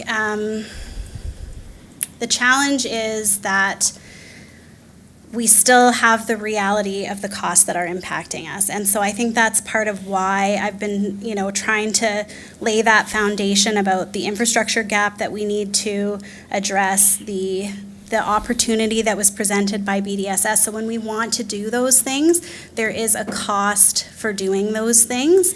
And ultimately, that's something we weigh out. So do I think that there's an opportunity to cut back? I mean, I think we had conversations, if I'm able to say that, about, should there be service level cuts? Should we change service levels? And ultimately, we just, at that point in time, like when you think back to that slide and you think, okay, well, if we cut this, this, and this to save people $21 per household, like, would that be meaningful to them? Would they be glad that they saved $21 but don't have A, B, and C any longer in their community? And so that's why we brought the budget forward to you, that I personally think it is responsible, because, some people are going to look at that 9.36%, but if you think that 1.8 of it is BDSS, you think about typically growth is another percentage higher. If you think that we didn't have, maybe we only needed 2% for the infrastructure gap instead of 3%, we'd be at a very reasonable percentage. So the core operating budget is tight. It's these other things that we're trying to address that are adding on to that, that's putting that pressure on. And if we don't address it, so what happens if we don't start to chip away at that infrastructure gap? Then we have delayed repairs and maintenance of our assets, then they cost us more in the long term, or we need more debt, and then we have the interest related to the debt. So these things, when I talk about that whack-a-mole, we're trying to find that balance, and then with everything added on this year, that's kind of where it sits. Okay, thank you. And again, you're right on the math, again, because I included the water increase in my 3.8%. So when you back that out, you're right. That is about $500 total, plus water. Again, and just one little comment, maybe as part of that BDSS discussion, maybe it is knowing that we have a cost in the short term, that there is probably going to be value or profit back when we start selling that off. So maybe we can, I don't want to start talking about like unrealized gains because that's a very sensitive topic, but we start looking at, okay, so what are we going to get back down the road? And even though we're going to have a short-term pain, there's going to be long-term gain in revenue. So maybe it's just part of the discussion. Yep, I think that's a good point, Councilor, you end on, because I think these numbers we've heard so far this evening, a lot of numbers are based on today's numbers or last year's calculations, and I think as any good budget process, we need to have that look down the road. So part of this, and I'm sure people will look at it differently, has to be looked at from the 5-year and the 10-year, what's it going to look like then? And I know that, that might not soften the blow in this year, to use that phrase, but if we look down there, what are those dollars going to be like, especially with the infrastructure gap? So thank you for your questions, Councillor. Councillor Brunei is up next. Please go ahead, Councillor. Thank you, Chair Reimer. Through you to Charlotte. Charlotte, I'm wondering if you could, or if someone could maybe expand on slide 9. We talk about, or you talk about, we explored more opportunity for shared services. I'm wondering if someone could please expand on that. We know we have a library, shared services, we have a fire, and I guess we now have a climate change with Pelham, but I'm wondering what else we explored. Charlotte, you want to start, or Mr. CEO? She's calling for the bullpen. Mr. No, CEO, absolutely. please go ahead. Through you, Mr. Chair, to the councillor. As council recall, the other one I would add to the list is the joint work we're doing with St. Catharines on the tourism front. There is a huge, I would say there's a committee at the region. There's a number of CAOs that sit around it, councillor, and we're exploring. I would probably say there's no department that isn't exploring a sort of shared services. Are we looking to buy into all of those? No, we're not. A lot of it is, do you express interest? Can we get 2 or 3 groups together? I know the public works staff were looking at some various options. I know within finance, again, we're looking at, are there some opportunities to do some of the kind of analysis that all of us need? We've talked about investments, and potentially is there something looking at something from a regional perspective on how we deal with investments, tourism marketing, I think, as I said, but specifically more on the marketing side. Can we maximize what we're all spending on advertising? So I think we're always trying to look at it. I've always said to members of council, shared services really takes 2 willing partners and parking ego at the door. And I think is that easy? No, it's not all the time. But it is a way that I think we need to continue to move forward on. There is a standing council motion that asks us to look at that. But do I have any specifics that we're near to signing or near to bringing to council? No, I don't.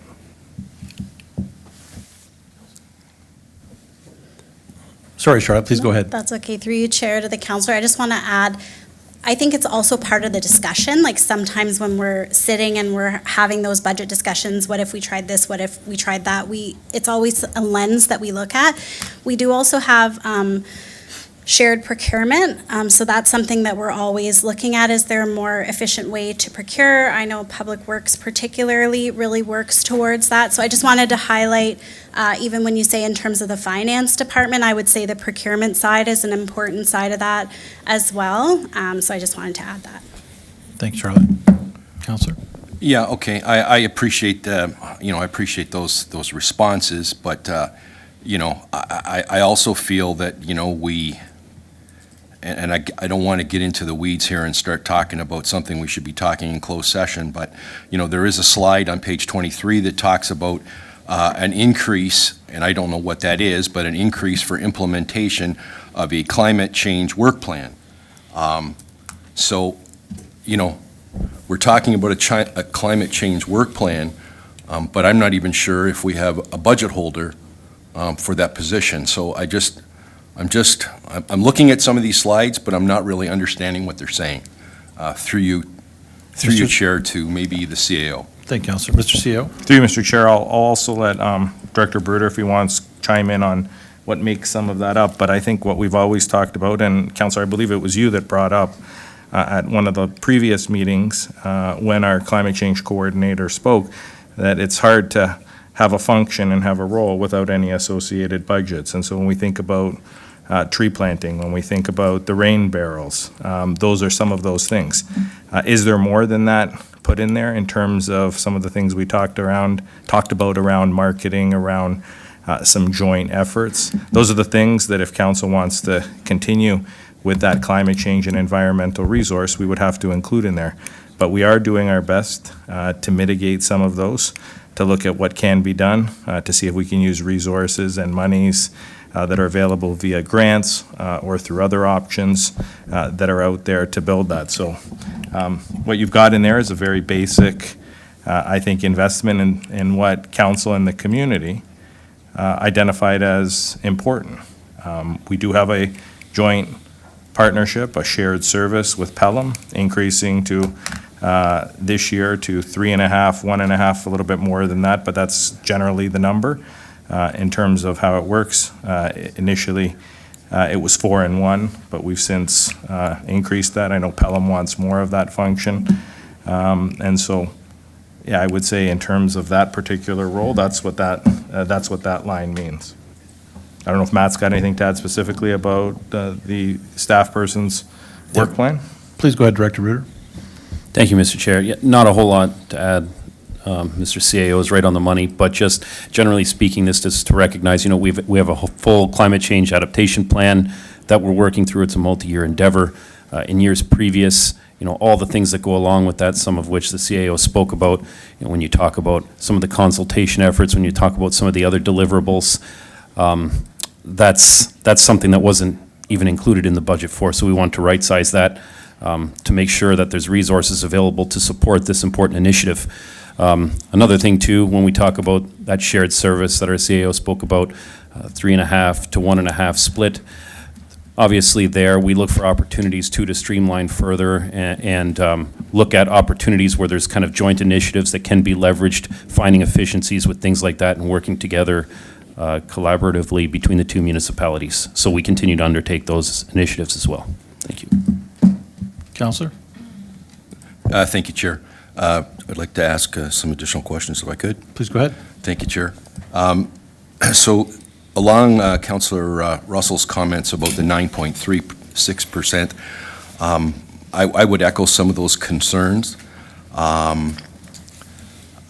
talk about the the income for our residents, but I'm not so sure that 9.36 is the best we can do. So through you, Chair, I'm wondering through to the CEO, Mr. CEO, we have a number of positions I understand that have been vacated.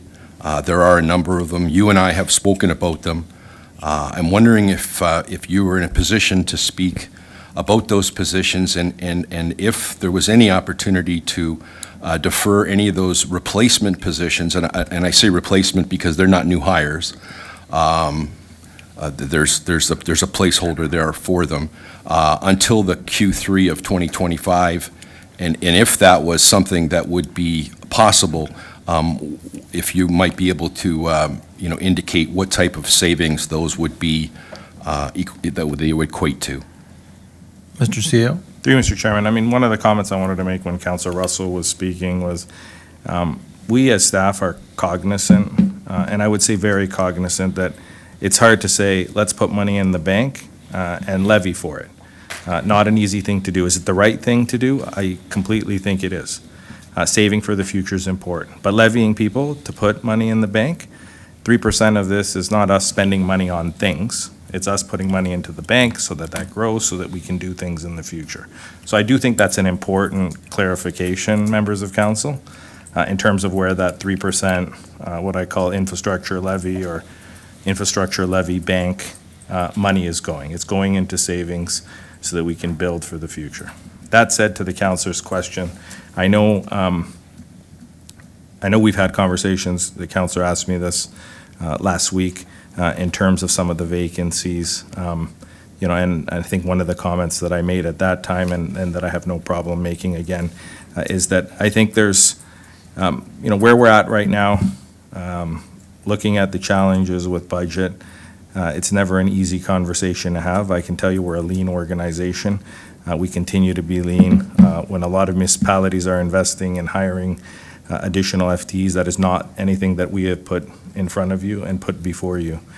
So to the point of can we defer some of the vacancies we currently have, we have talked about that as a senior team. It will mean prioritizing some of our work in 2025, but I can commit to council that would be something that we would look at in order to address, I think, what you have before you in terms of where I feel council is going on some of these particular challenges. Like I said, we'll have to prioritize our work, maybe come back to you with things that'll take a little bit longer to get started, but it is one of those things that we're looking at, and I do believe somewhere in the range of 1% probably can be saved in doing that. We need to go back. I think we need to do that calculation, but I would suggest that that's one of them. And simultaneous to that, I think we've started looking at what are some of those things that we could defer or prioritize. I think, one of them that came up when we were having some of those conversations was the parking study. You'll recall when we spoke to you about BDSS. BDSS and parking really in the downtown do go hand in hand. And so I think deferring that by a year is something else we'd like to bring back to you as a potential suggested savings. Now, the savings isn't just a flat 60,000 because it is funded through DCs, but that is money. That is money that we can continue to keep in our account. And so those are the two things I know, Councillor Brunet, that you asked me about, and things that I would put on the table here for members of council to get direction on as well. Councillor? Thanks very much, Budget Chair, and thanks very much, Mr. CEO. That was going to be my last question. So you've touched on that parking study. I think the parking study, and we've all talked about that in a previous meeting earlier this fall, that the parking study is something that we are, we think it's very important for our downtown and our BIA, and we've shown that with the reduction of the 4 hours to 2 hours.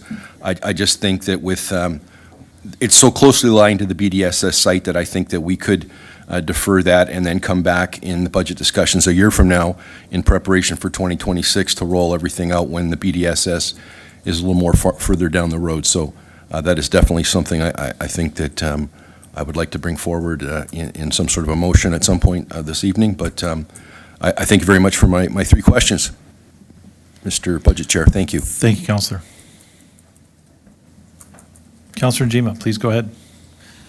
Thank you, Chair Reimer. My question is about the BDSS site, and so we know that there's a certain amount of everybody's tax dollars proposed to go toward the operations for the site, $37 in the presentation. We know that we don't know exactly how long we'll be holding on to certain portions of that property. We haven't said for sure, but we think we may be selling portions of the property off potentially for residential development. And I know that our planning staff are currently in the process of updating the official plan, and then the zoning bylaw will have to be updated to coincide with that, I'm assuming. So I don't know how much work that is or how far, I mean, I can imagine how much work it is, and I have some idea. And I don't know how far into the process planning staff is, but I know that for the site, we need to be looking at, our official plan designation and zoning for the site, and so we can direct how we want that land to be used. So I'm wondering about whether it makes sense to have a consultant assist planning staff with the completion of the official plan work. I don't know how far we are along, so that staff can concentrate on the BDSS site, because the sooner that we get all those designations and zoning regulations in place, I think the sooner we'll have control over how we want that site to be used, and presumably the sooner we can talk about severing off piece of the site to others for residential development. Okay, so a long way to land the plane, but I think it's connected with the budget. Who wants to take a crack at that? Director Bruder? Why don't I start, Mr. Chair? So before I go into that, I can just give you a very quick update. So our whole official plan update, it's kind of taken a little bit more of a process or a turn, if you will, just because council probably has seen there is now a proclamation date for the region and how their planning responsibilities are going to be reduced. So we have to hold off until then. Otherwise, we were close. Now we have to hold off until then, working collaboratively with the region because there's a little more work required to assimilate their official plan. That proclamation date is in March of next year. So there is still some time to consider that. I would say it might be a little too premature in terms of whether or not we retain a consultant. I think there's opportunities still to work alongside the region. Some of their staff have been helpful getting to the process to date as well, so we can leverage those opportunities further. I think it's something perhaps worth a discussion, but at this point, it's just a little bit too early to determine. I think we can probably still keep the majority of the work in-house, but we're getting a little bit further into some of those additional items that we have to look at now with that proclamation date coming into effect.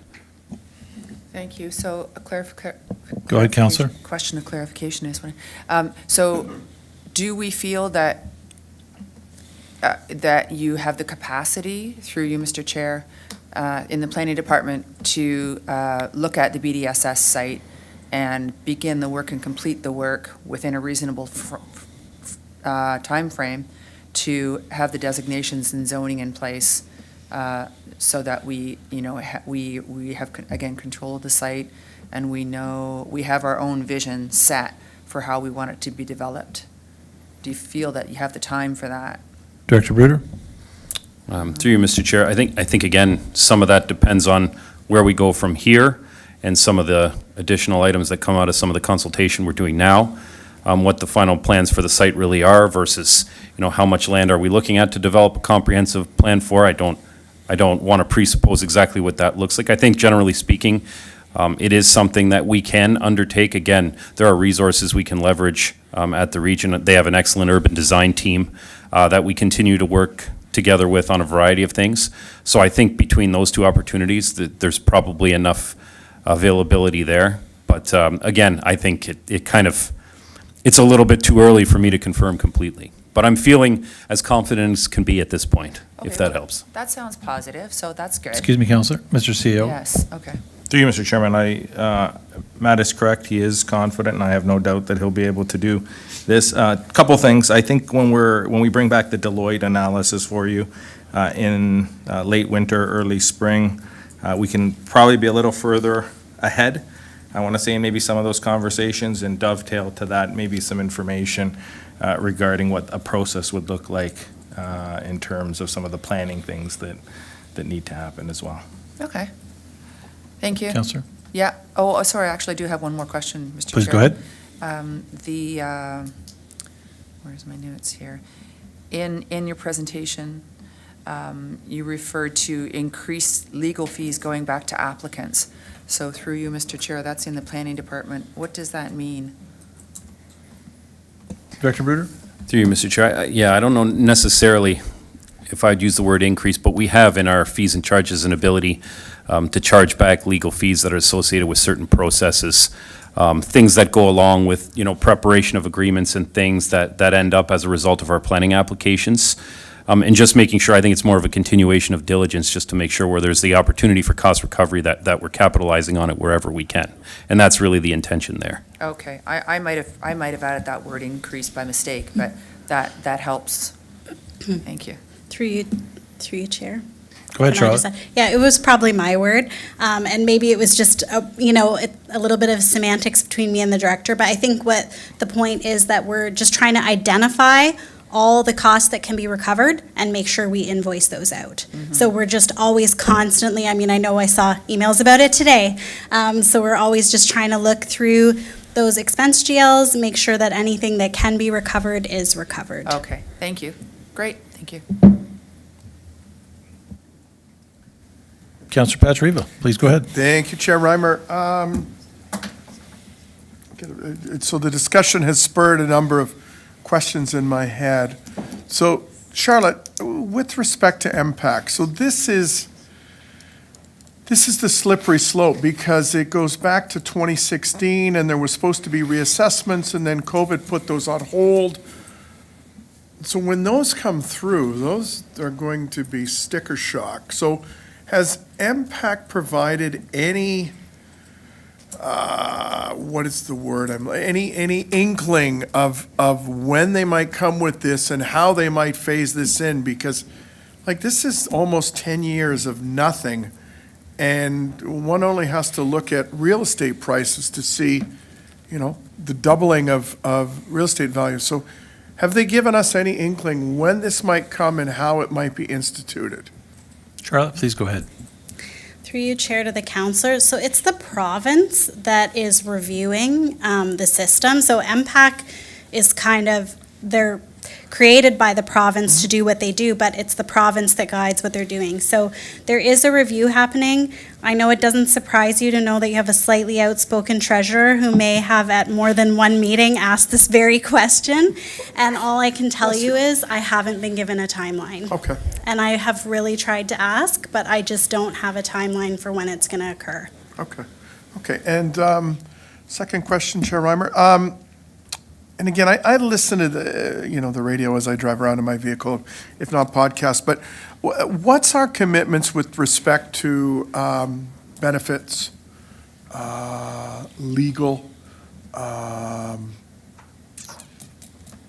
accounting, like contracted services, like where we can go out to the market and say, hey, we're paying this, can we do an RFP or a request for proposal that says, give us your best shot? Because, whether it's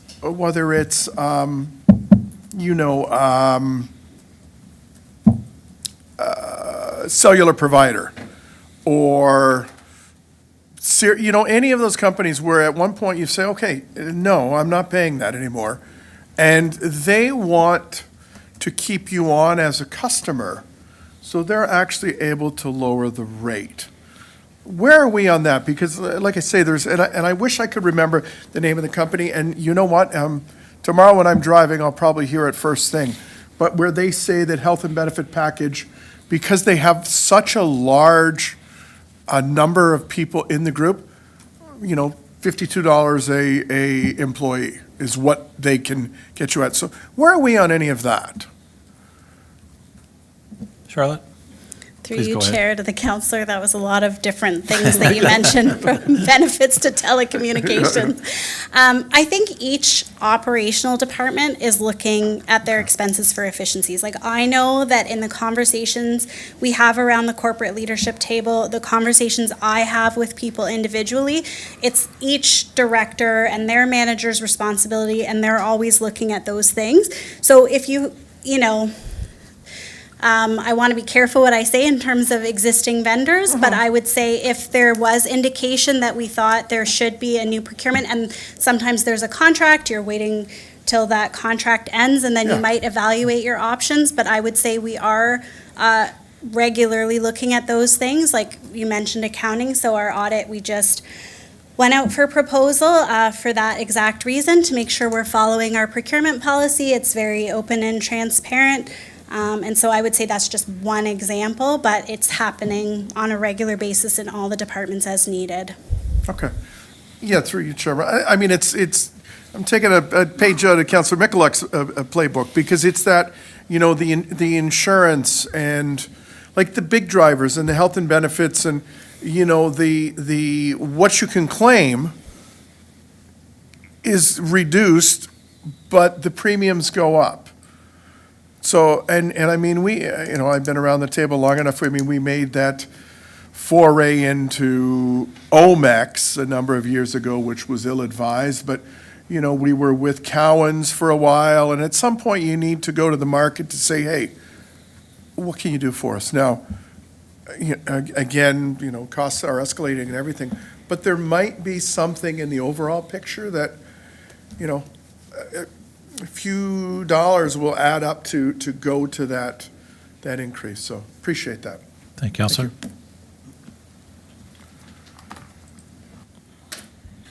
Councillor Mikulik, please go Thank you ahead. very much.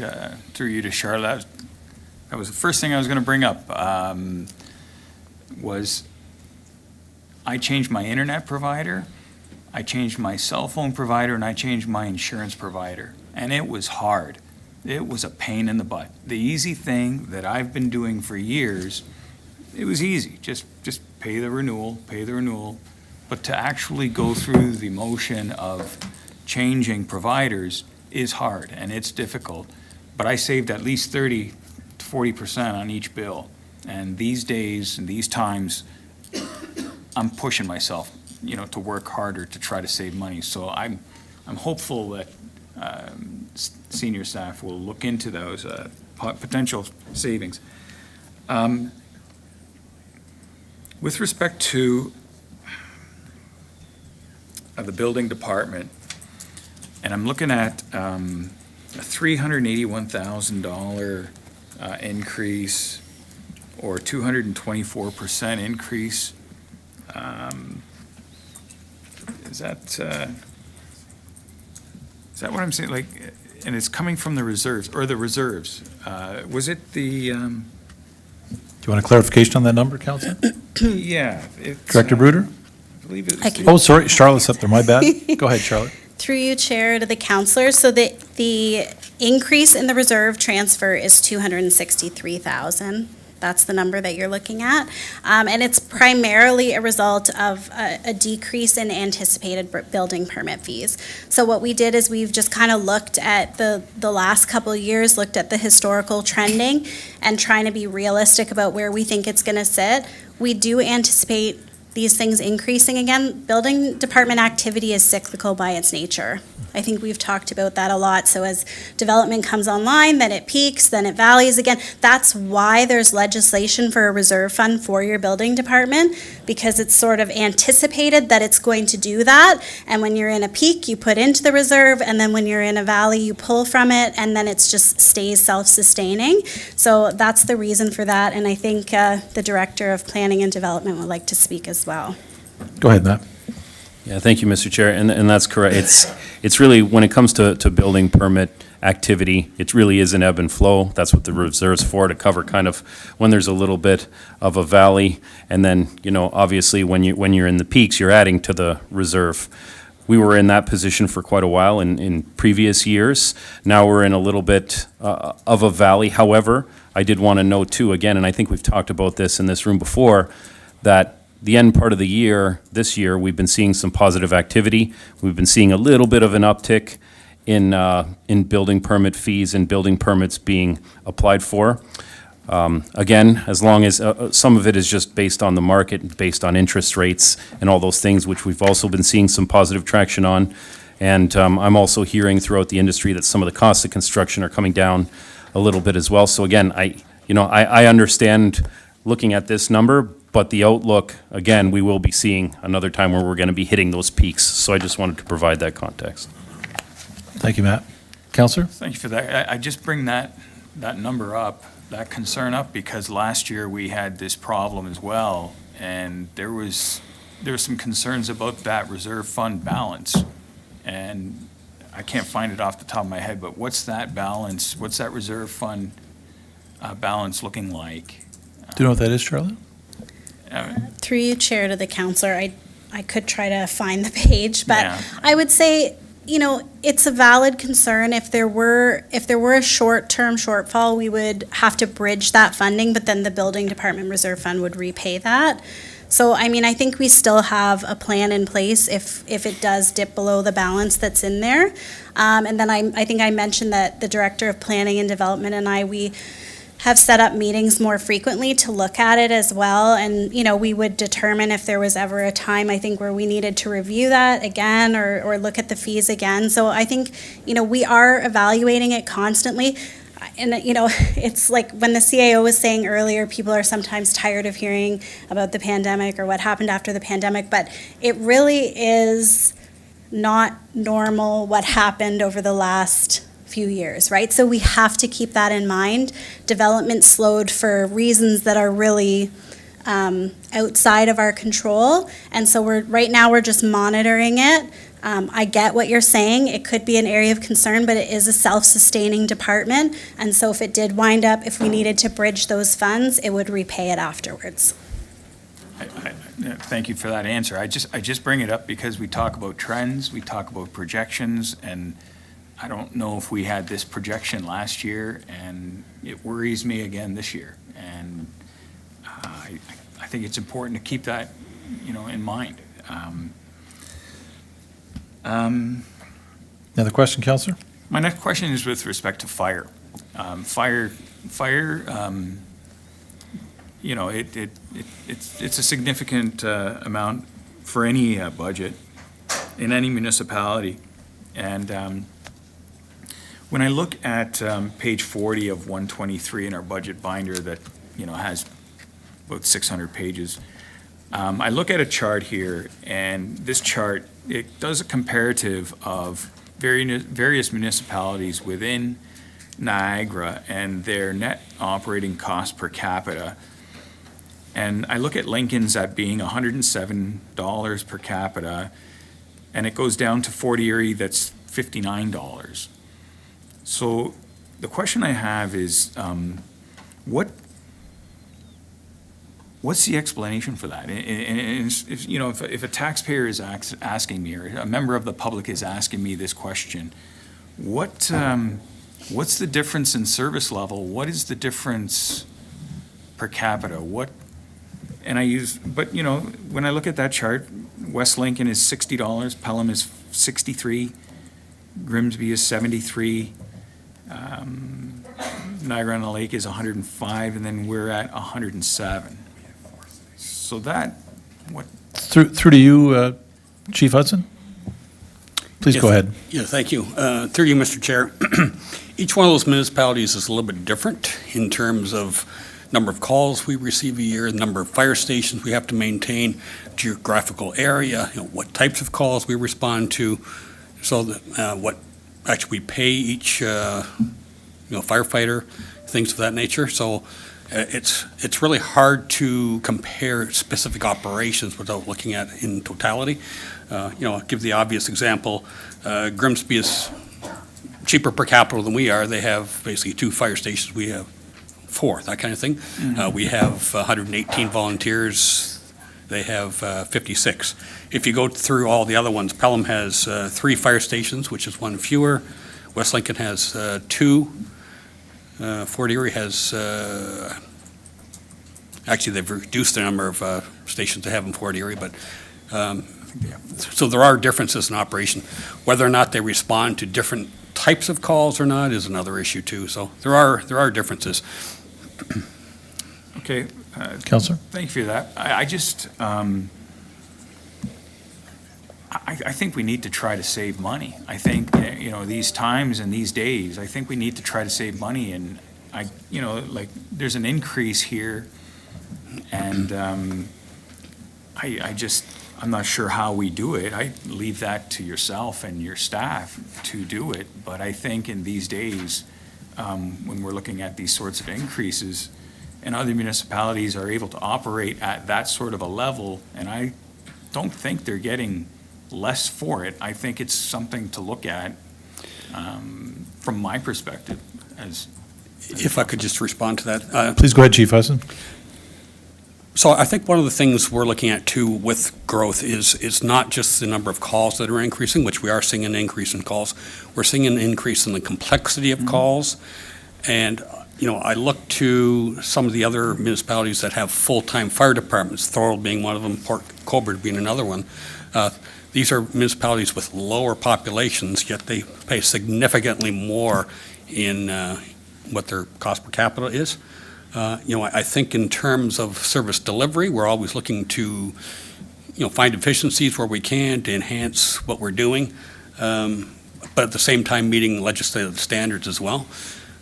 So I think in terms of maintaining an entirely volunteer fire service to serve a population of this size is quite remarkable.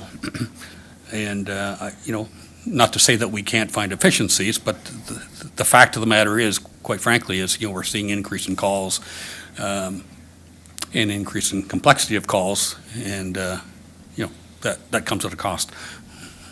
Yeah, no, every municipality is facing the same challenges. Every municipality is tasked with providing, essential service. It's just when I'm looking at the numbers, they stand out, and they're apples to apples, with volunteer versus full-time, and you can see the full-time numbers and how they escalate. And I don't know how they operate. That's not, my main focus is this town of Lincoln and affordability. So with that said, Chair, I'm just at that 9.36% increase. I'm not comfortable with that increase. And I'm not comfortable not just from a resident perspective, but also for tenants of properties that, have landlords that increase, rents, and their rents are only increased by 2.5%, according to the Ontario, Landlord Tenant Board. So when we have 9.3% increases, 7.9% increases, 7.5% increases, I think that this contributes to the problem we have with affordability for landlords, for the affordability of not just residents. So those are my comments. Thank you, Councillor. Councillor Russell, please go ahead. Oh, sorry. Thank you, Mr. Chair. My bad. Two quickish ones, hopefully, and then maybe a motion. The first one to Charlotte. Last year, we had a brief discussion on how to bring some relevance when we're looking at our municipality to other municipalities in terms of cost, because we do get a lot of questions from residents about, again, we're a municipality of 25,000 and change. We're spending X in operations. How does that compare to other municipalities? And it was always something that we could never really do easily. And I brought a motion forward to see if we get that information brought back. I know I threw out some information to you to see if maybe it's operation cost per capita. I think that's the way to go. But again, I leave it in your hands. I'm wondering if you can give an update on where we are with that. Through you, Chair, to the councillor, I would like to say that I delegated this to my boss, and so I'm going to let him answer about this project. The bullpen again, Mr. CEO. Through you, Mr. Go right ahead. Through you, Mr. Chair, to Councillor Russell. So Byron Tan of Watson is actually conducting that study with us. He is, I would say, mostly done.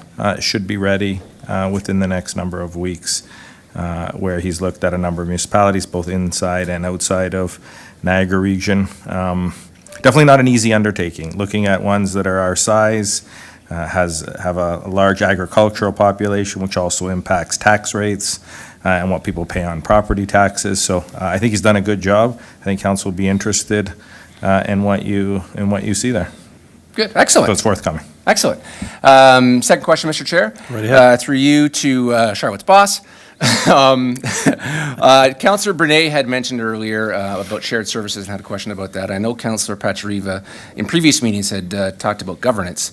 I'm wondering if you can give an update, if there are any discussions happening on the governance level, either through the province down or just within the municipalities as far as progress goes, or is it just something that's on the back burner at this point? Mr. CEO? Through you, Mr. Chair, I would, maybe I'll answer the easy part of that question, being, is there any update on governance? I think the simple answer is no. We haven't heard a lot from the province. There's definitely folks in the community that still reach out to us in terms of governance and the governance conversation around kind of a one Niagara approach and model. Some of them coming from, I would say, generally the business community outside of Lincoln, but nonetheless the business community within the greater Niagara context. But from a provincial standpoint, I think this is very low on the priority list. Now with the forthcoming election, again, likely in the spring, that the province is going to have, is this something that following that we may hear a little bit more about?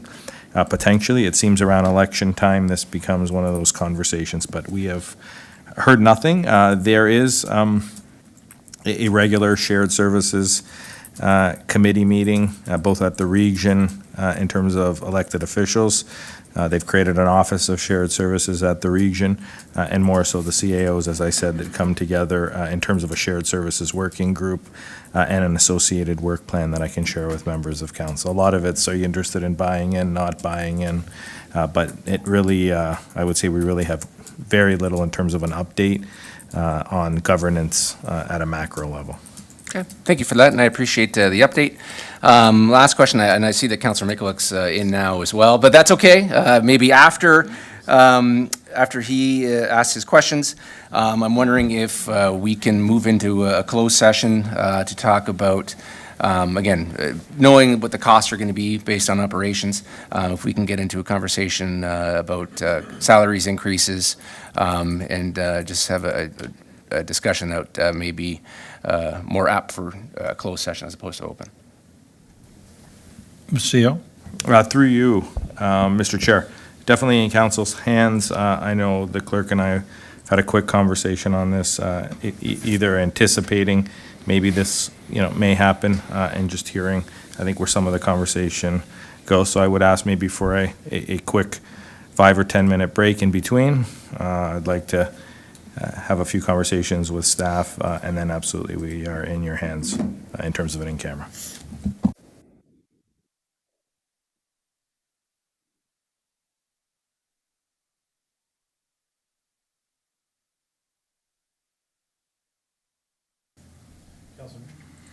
Councillor Mikulic, please go ahead. I'm going to apologize for asking this last question, but Councillor Russell did say to me earlier, whatever questions you have, make sure you answer them tonight. Don't, so I'm going to ask all the questions that I have on my mind. And the last question I have is, we talked last year about multi-year budgeting. Have we discussed that? Have we thought about that any further? Where is that with respect to? Go ahead, Charlotte. Through you, Chair, to the councillor, yes, I did provide a presentation. It was around the same time as I did the presentation on affordability measures. And what the plan is for the next couple of years, we're doing a forecast that we can then compare so what we're going to do is give you a forecast for 2026 and 2027 that we can then compare when the 2026 budget comes forward to see how are we doing, how is our forecasting ability, and we can learn from it. Just given the time demands and everything, I think that forecast will come after we go through the budget deliberations, because it would be received for information purposes only anyways, and we still really need to work on it. Okay, I think it would be important just because to know what future impacts look like, what increases look like in the future. Thank you. Thank you, Councillor. We have a couple things we're going to discuss, but we are going to take a quick 10-minute break, Madam Clerk, and we'll be back here at 8:15.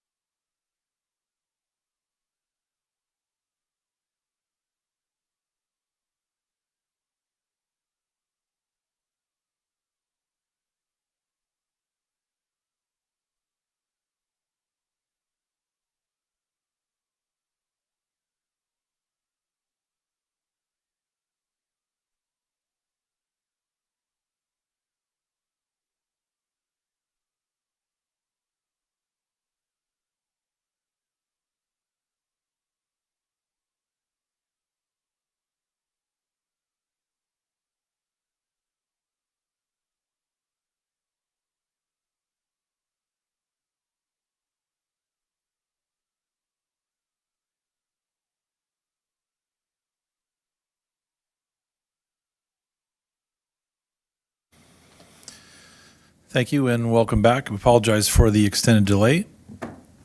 I will now have a motion read by our deputy clerk. Thanks, Chair Reimer. Before I read the motion and we move into closed, I'd like to explain what will be happen for those watching the meeting online. There will be a closed statement read by myself as the town clerk, and that we will go through that for staff that are attending remotely. Once that is completed, we'll move on with the motion to move into closed. The town and myself will be turning off the live webcast with IT during the closed portion of the meeting. Once we have completed the closed portion of the meeting, we will resume with the live webcast and carry on with the public portion of the meeting, and we'll read the motions in public session. And right now, I will read the closed session statement for our HR specialist that is attending remotely. So all members are reminded that any discussions in closed session are to remain confidential as per our procedural bylaw, our code of conduct for the council of the town of Lincoln. Before we begin, I need the member that is attending electronically to confirm the following: that you understand that matters are to remain confidential, that you confirm no one else is present with you, and confirm no one else can hear this closed session, and confirm that you are not using any electronic devices other than your tablet, computer, telephone for the video conferencing, and confirm that you are not recording a portion of the meeting. If you acknowledge all of the above, please reply with "I understand" and confirm to all of the statements as I read your name aloud. Jacqueline Buchanan, HR Specialist. I understand and confirm to all the statements above. Thank you very much. And I have a motion moved by Councillor Russell, and I will put that on the screen.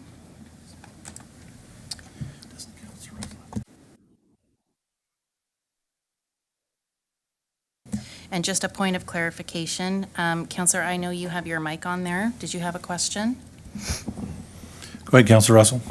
Yeah, thank you, Mr. Chair. Again, I just wanted to expand on, in my preamble, I had mentioned the reasoning why, but I wanted to expand on it a little bit more, just so that we're clear.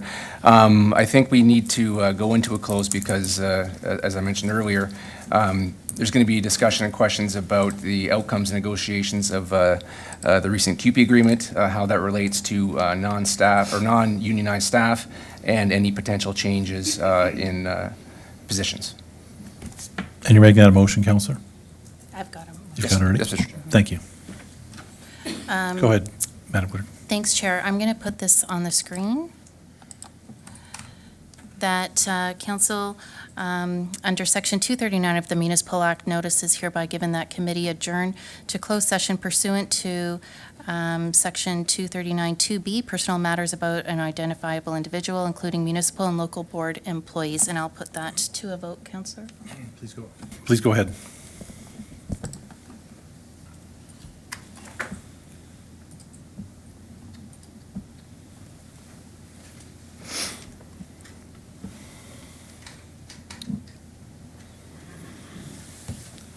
Councillor Pachariva? There's a vote?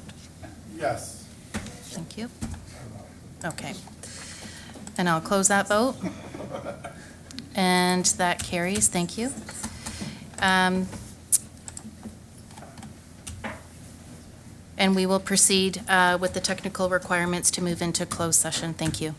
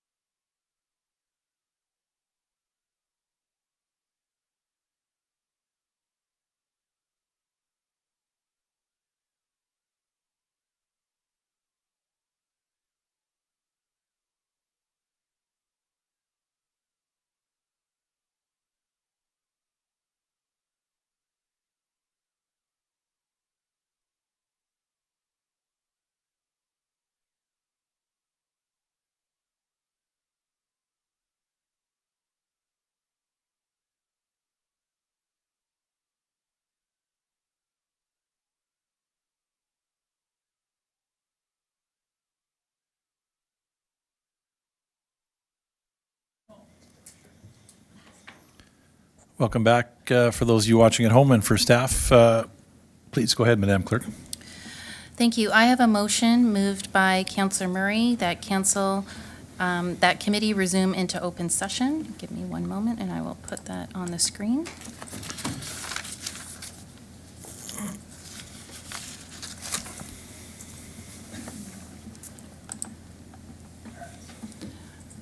And I will open that vote.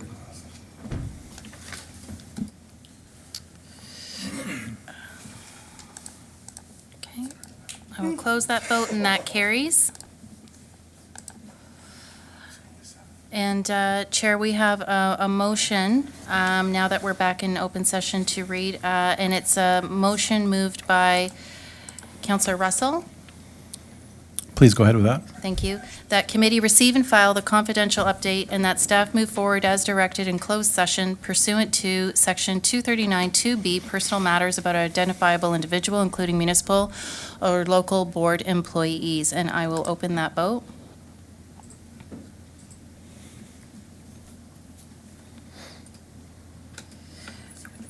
And I will close that vote, and that carries.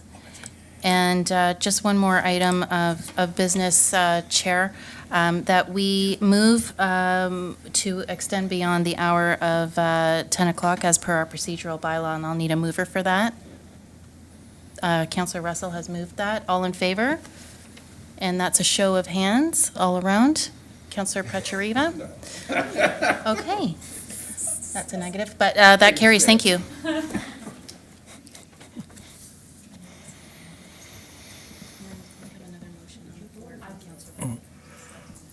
Thank you, Madam Clerk. We do have a motion that was on the floor from Councillor Brunei. Do we need Councillor Brunei to read that, or do you have all the information? Okay, thank you. Please go ahead.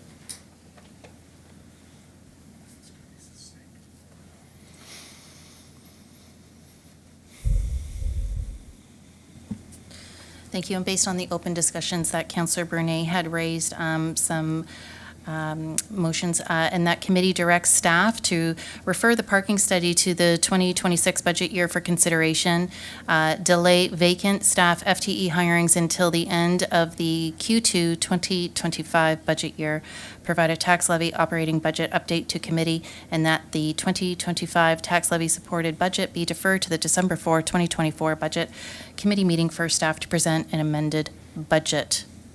Any questions to that motion? Councillor Mikalik, please go ahead. Thank you very much. Would it be possible to add, the motion's gone, but to add other items for consideration to that operating? I didn't know how granular we were going to get in these discussions, like when I look at certain things like, because I'm not sure what the proposed number might come in at. Right now is at 9.36. We haven't set a target, to my knowledge. And I'm not sure what is posted up there is going to amount to, but like other suggestions, and I look at things like, if we have to look at other services that we might have to consider, and perhaps members of council can forward those to our CAO to consider. We just need a clarification, Councillor Mikalik. That would either be amendment to this motion or a brand new motion. Correct. That it wouldn't be limited to just the two items noted, the parking study and the. So this motion's on the floor, so do you wish to make an amendment to this one, or do you want to make a new one, a different one? I'll make an amendment to this one to add other possible And we need some more direction than just other. We got to give staff Okay, well, then we can look at the Niagara Irrigation Project, $50,000. We can look at the Climate Resiliency Committee, we can, I'd rather not. I'd rather just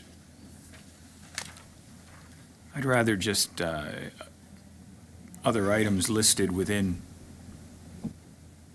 the operations, specific to departments.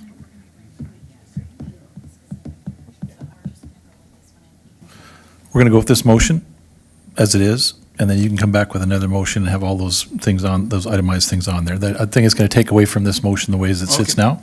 So we're going to vote on this as from Councilor Brunei, so we're going to vote on this unless anyone has any other questions. We'll vote on this and then you can come back to you and you can go from there.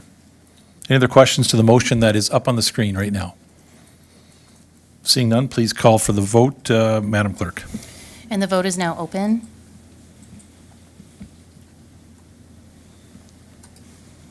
Okay. What do you want to, it's not coming up for you, so. And I will close the vote. And that carries, thank you. Councilor Mickley, do you want to come back in the queue? And did you wish to make a motion?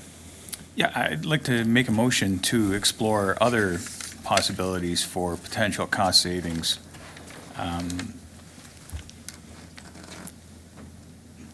Not necessarily detailed in specifics within a motion, but detailed suggestions within a budget binder that we could bring forward to our CAO to consider, and what potential cost savings that might afford the town. That would be my suggestion to trying to lower the overall levy increase.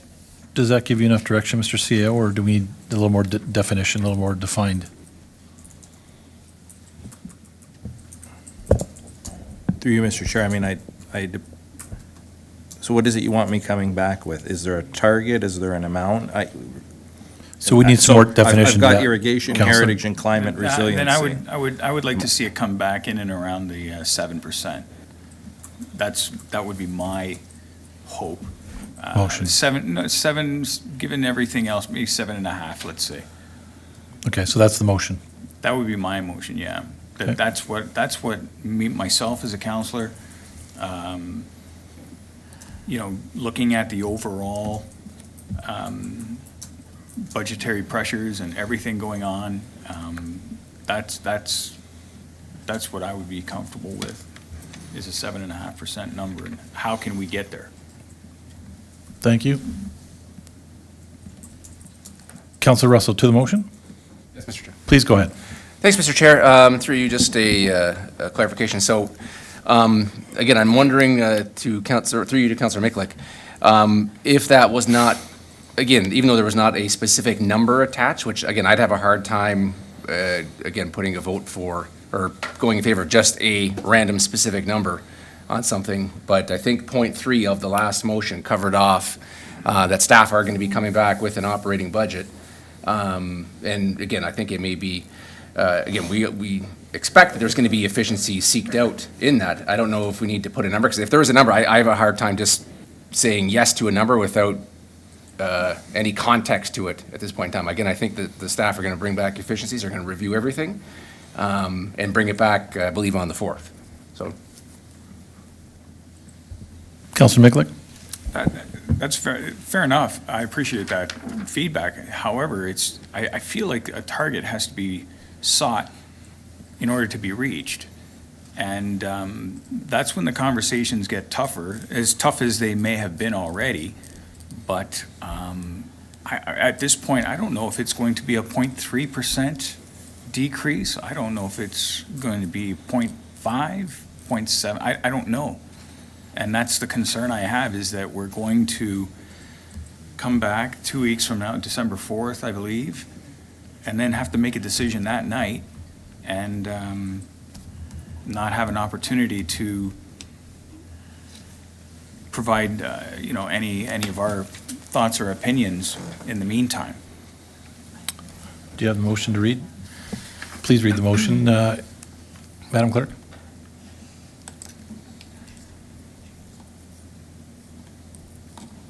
I'm just going to put it up on the screen so that everybody can see it. Councillor Micklek, does this,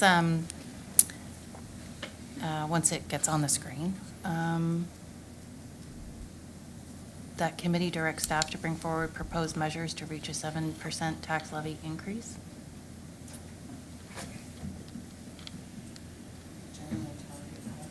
I don't know.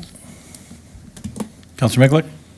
I don't think I'm being realistic. I don't know if 7% is a realistic number that we can get to, but 7.5, 7.5.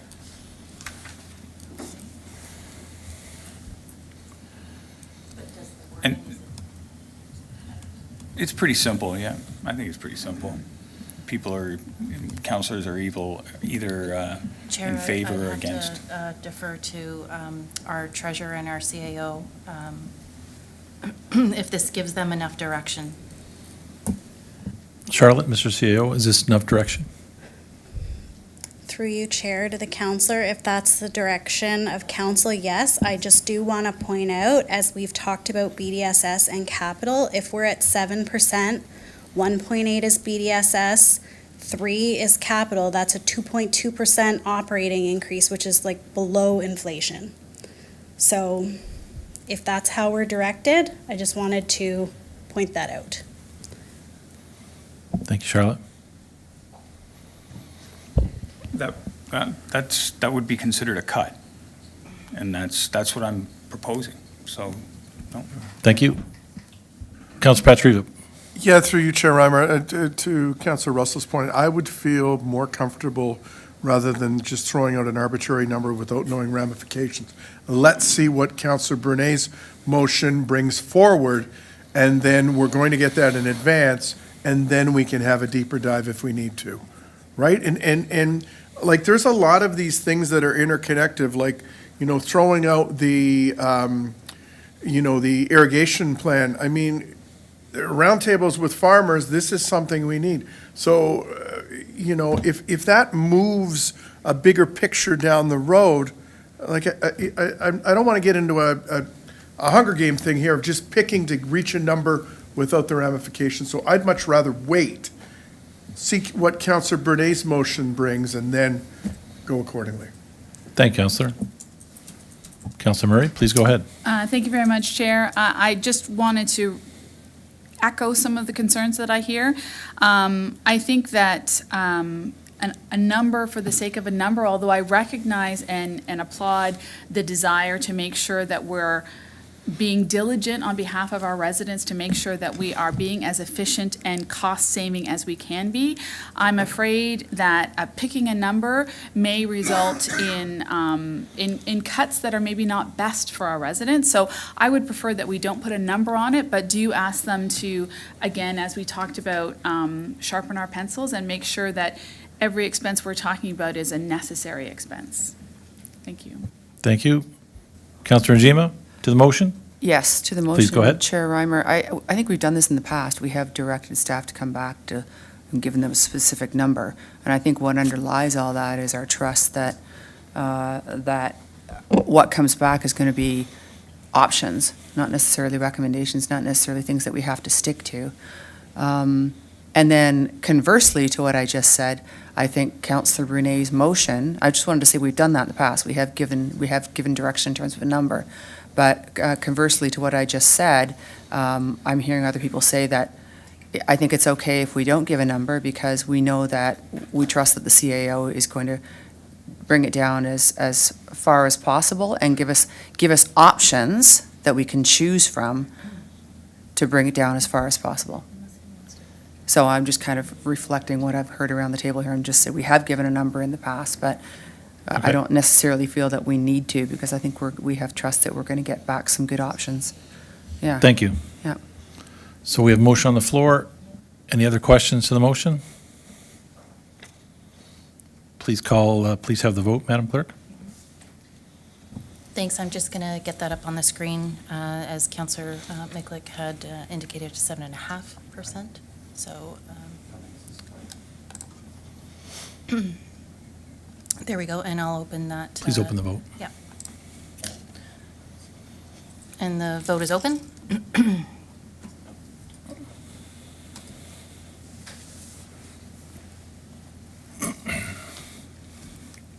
Councillor Russell? Have it.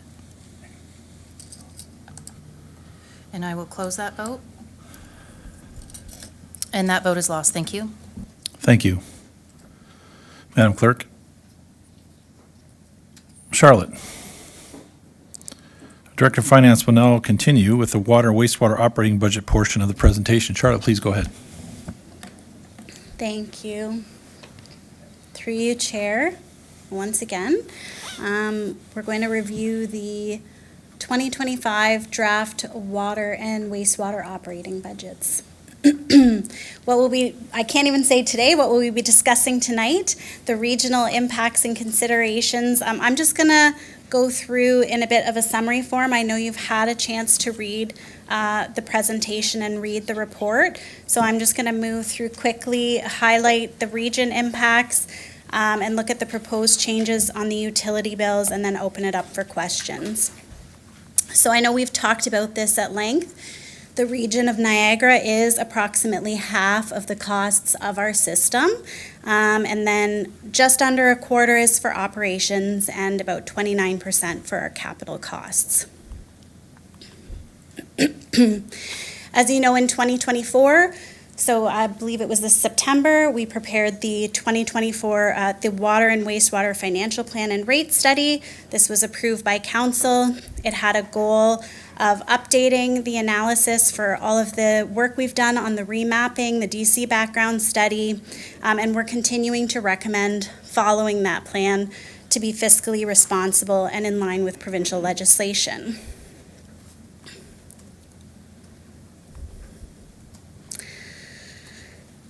In the report, we have the 2025 draft budget for water. There's an increase to the region costs as well as decreased debt servicing because of delayed projects and increased capital reserve transfers for life cycle replacement and water rate stabilization. We also have the 2025 draft budget for wastewater. Here you'll see a minimal increase in the region costs for this year. We've got debt servicing for debentures issued in 2024 and increased capital reserve transfers required for life cycle replacement and sanitary rate stabilization. I did also want to mention that, excuse me, the wastewater rates that we're charged by the region are charged on a fixed basis, but they get reconciled on a 3-year rolling basis and they charge it back to the town. And I thought this graph was helpful to show how widely that reconciliation has been swinging over the last couple of years, which makes it more challenging to budget for. And so what we're recommending is that we follow the recommendations of BMA and the Water and Wastewater Rate Study. And then if there is an over or under, it will be put into a reserve or taken from a reserve. And so here we have the 2025 proposed change to the annual utility bills. It's proposed to go from a total combined annual bill of $1,368 to $1,489, which would be an annual bill increase of $121, $10 per month, or 33 cents per day for a typical residential consumer who uses 175 meters cubed. I do need to point out that I forgot to update the dates on this slide. So when I reviewed it today, I realized that I went back in time. But this, if we could just redate those, we're at November to January, and it'll be January of 2025. So I'll turn it back over to you, Chair. Thank you, Charlotte. Questions from committee?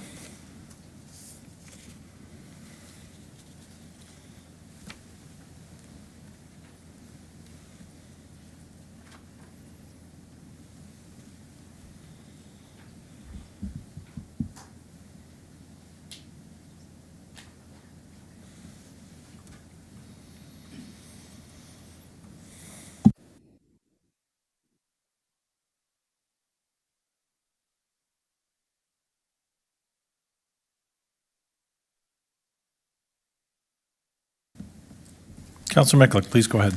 I just want to clarify, are we discussing item 8.2 right now? Or is that still part of the operating budget? What item? Okay, that's within the operating budget? Okay, I just want to make sure. Thank you.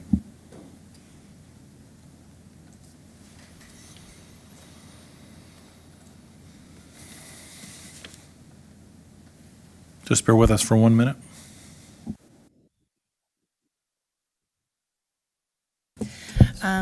Thanks, Chair. If I may, through Right you. ahead. So this is going to be a motion that I'm going to put up on the screen. So this was specific to the water, wastewater. And can I just get a mover to get this on the floor, if you may? Councillor Murray, thank you.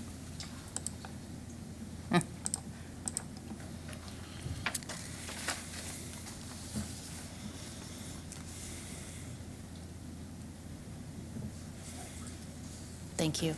Moved by Councillor Murray that committee recommends to council that the 2025 water and wastewater rate supported budget expenditures of, $15,303,954 be approved.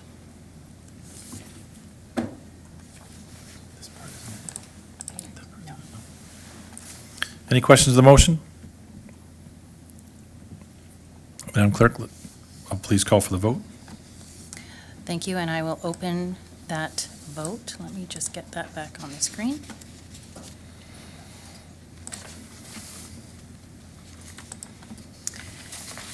And the vote is open. Oh, it just copied over. I'll take that. Yeah. Are you good? You're good, yeah.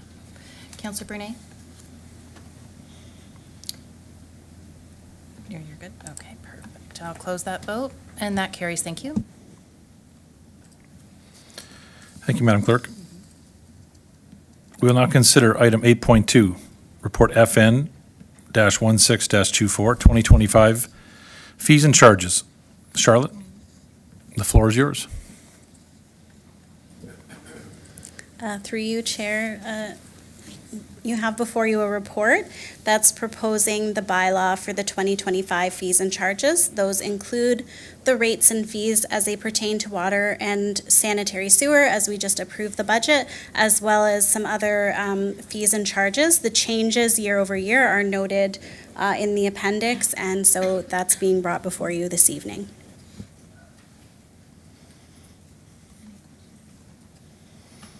Thank you, Charlotte. Any questions to this part of our budget process? Councillor Murray, please go ahead. Thank you very much. Through you to Charlotte. Not a lot of big changes. I can see that sometimes we've gone from renting for a full day to renting by the hour, that sort of thing. Was the motivation behind these prices really just to keep up with inflation, or was it more of a trying to match our costs to what we're recovering? Go ahead, Charlotte. Through you, Chair, to the councillor. I think on the specific ones about rentals, I would direct that to the Director of Strategic Initiatives and Community Development.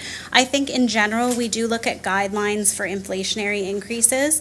Probably we don't always recover our full cost because a lot of what we do as government means that, you know, we're looking at what's comparable in other areas as well, what amount we can recover. So we try to look at inflationary increase, and then each department looks individually. So to those ones specifically, I would turn that over to, I believe, the Director of Strategic Initiatives and Community Development would be able to answer.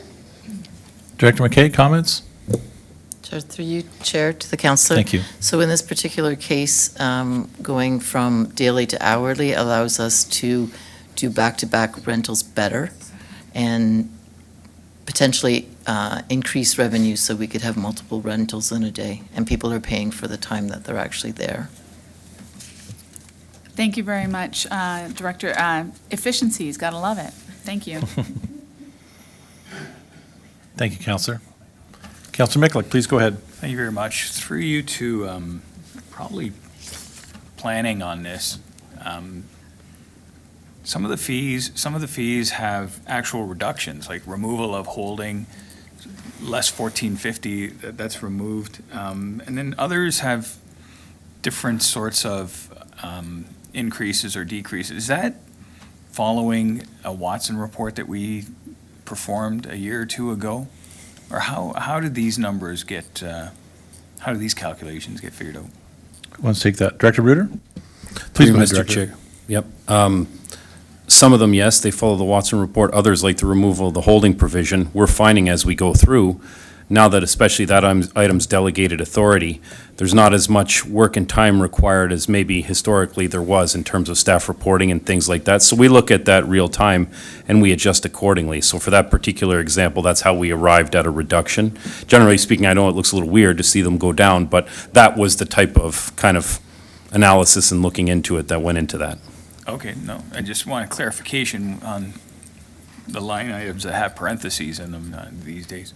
And then another question to perhaps Public Works. When I look at, and I see like there's a lot of permits that have no increases whatsoever, and how do we come up with these numbers, or how do we explain that there's no increases to permit fees of that sort of nature? And I bring this up because I worry that, you know, if we don't keep up with the times, that same thing happens to what happened to our planning department 3 or 4 years ago, and requiring a closer look at how we charge. Director Graham? Through you, Mr. Chair, to the councillor. For some of the specific ones, I mean, we look at them, we look at, you know, what it's costing us to administer these permits, and, you know, we definitely want to make sure we're capturing our costs. So in this particular case, we don't feel that we're incurring more costs than they were previously. So we are taking a close look at what it's costing us to administer these permits, and for some where we are seeing, you know, pressures, we're definitely including those adjustments, but in others, we're not. Okay, I bring that up, I just want to make sure we're maximizing revenues wherever possible. Thank you. Thank you, Councillor. Councillor Patriva, please go Yeah, ahead. through you, Chair Reimer, to probably Ms. McKay. So ice rental rates. What's our uptake on the non-prime ice weekdays before 4 p.m.? And the question, because, you know, when I was coaching and involved with minor hockey and that, it's that morning ice that other municipalities actually serve at a cut rate. So you want your minor hockey to acquiesce to those morning times and free up prime time for adult users? What's our capacity on that morning ice? Shannon? Through you, Chair, to the councillors. So we do, minor hockey does use early mornings, and then daytime we do things like our public skate. We have the high schools use the ice, and then we're back to the prime time in the evenings. Okay, but I mean, through you, Chair Reimer, the Monday to Friday, 6 to 7, 7 to 8, are those slots gone every morning? Most mornings. I'd have to Okay. take a closer look for Okay. you. I can If pull you up the would, schedule. it's just my thing of, if there's, you would free up primetime ice that we could get roughly $100 more an hour for. Like, if I'm gonna pay pretty much the same amount, I'm gonna go night instead of the morning. And then my second question too, because I'm gonna hear it from users, primarily my brother, that, you know, the issues that they've addressed countless times, like there's no hot water in the shower, there's no hangers for towels, like, if we're gonna increase the rate, we have to make sure all of these deficiencies that have been pointed out are addressed. You know, and things like, well, we're only going to use these 4 dressing rooms. It's stuff like that, you know, if you were a user and it just, from a functionality point, it doesn't make sense, right? Having been one of those users. So we meet regularly with our sport users. We had a meeting last week, and I've not heard any of these issues this year. I think those were historical issues, Councillor. But if they are still happening, we ask consistently that our groups reach out as soon as they identify an issue. Okay. because I had a conversation with a bunch of them at the start of the year. So let me see where we are on that, and I'll let you know. Thank you. Thank you, Councillor. Councillor Njima. Thank you, Chair Reimer. My question is back to the planning fees and the increases. The fee under site plan on page 36 at the bottom, fee per residential unit went from 45 cents to $100. I don't so why is that? Director Bruder? Through you, Mr. Chair, we were looking at some comparables too, recognizing that when you have residential developments in a mixed-use development or standalone, once you get to a point where you get to a certain number, it gets exponentially more complicated, so we were trying to capture that in the fees. I'd have to look back at exactly why it was 45 cents beforehand, but that's why we looked at that fee of $100. That's more reflective of kind of the complexity of things when you get up to a certain point. Yeah, I was kind of wondering whether rather than raising the fee for each site plan application, tie the fees more to, like you said, the number of units. When it gets more complicated, presumably the number of units, then the larger the lot and more back and forth, right, over time? Okay. So, okay, thank you. Councillor Brunei, please go ahead. Thank you, Chair Reimer. Through you to the fire chief. So when we were going through Charlotte's presentation on the operating budget, there was a slide that indicated there was about $93,000 worth of increased fire department wages, which were going to be picked up in fees and charges. So I've looked at this, and I mean, I see some of the fees are going up, slightly, but I'm just trying to understand how we're going to recoup $93,000. So I'm sure the chief has a long list, but I would just like clarification. Thank you, Councillor. Chief Hudson? Through you, Mr. Chair, part of that is some adjustments to our shared service agreement with our partner municipality. Another part of it is the beginning to charge for MVCs, or motor vehicle collisions, on local roads. We haven't been doing that in the past simply because of staffing constraints. And the other thing is, unfortunately, false fire alarms is, in fact, some months it's our number one type of response. So in order to counteract that, we're going to very more diligently apply the fees without giving the discretion that we had before.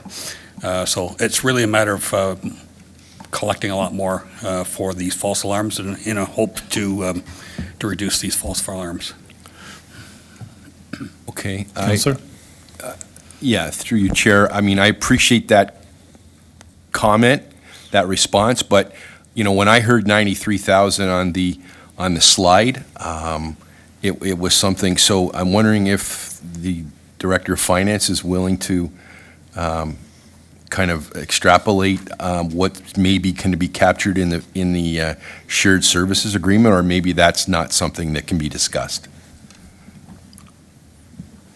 Charlotte? Through you, Chair, to the councillor, yes, so $33,000 is for increase to the shared services in the budget, and then $75,000 is the new fees for the false alarm calls.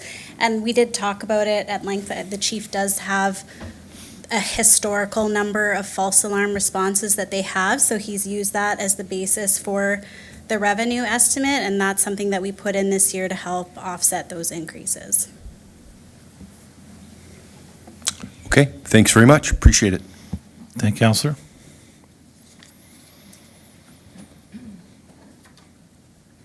There being no further discussion, I have a motion moved by Councillor Pachariva. The committee receive and file report FN-16-24 regarding 2025 fees and charges. That committee recommend to council to approve the proposed 2025 fees and charges as outlined in Appendix A. And that committee recommend to council to adopt the revised fees and charges bylaw in Appendix B to come into effect on January 1st, 2025, and repeal bylaw 2024-01. Madam Clerk, please open the vote. Thanks, Chair Reimer, and that vote is now open.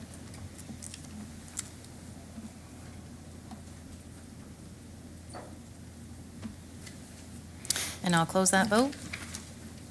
That carries. Thank you. Thank you, Julie. Number 9, confidential items this evening. We have no confidential items. Number 10 is committee remarks. Any committee remarks this evening?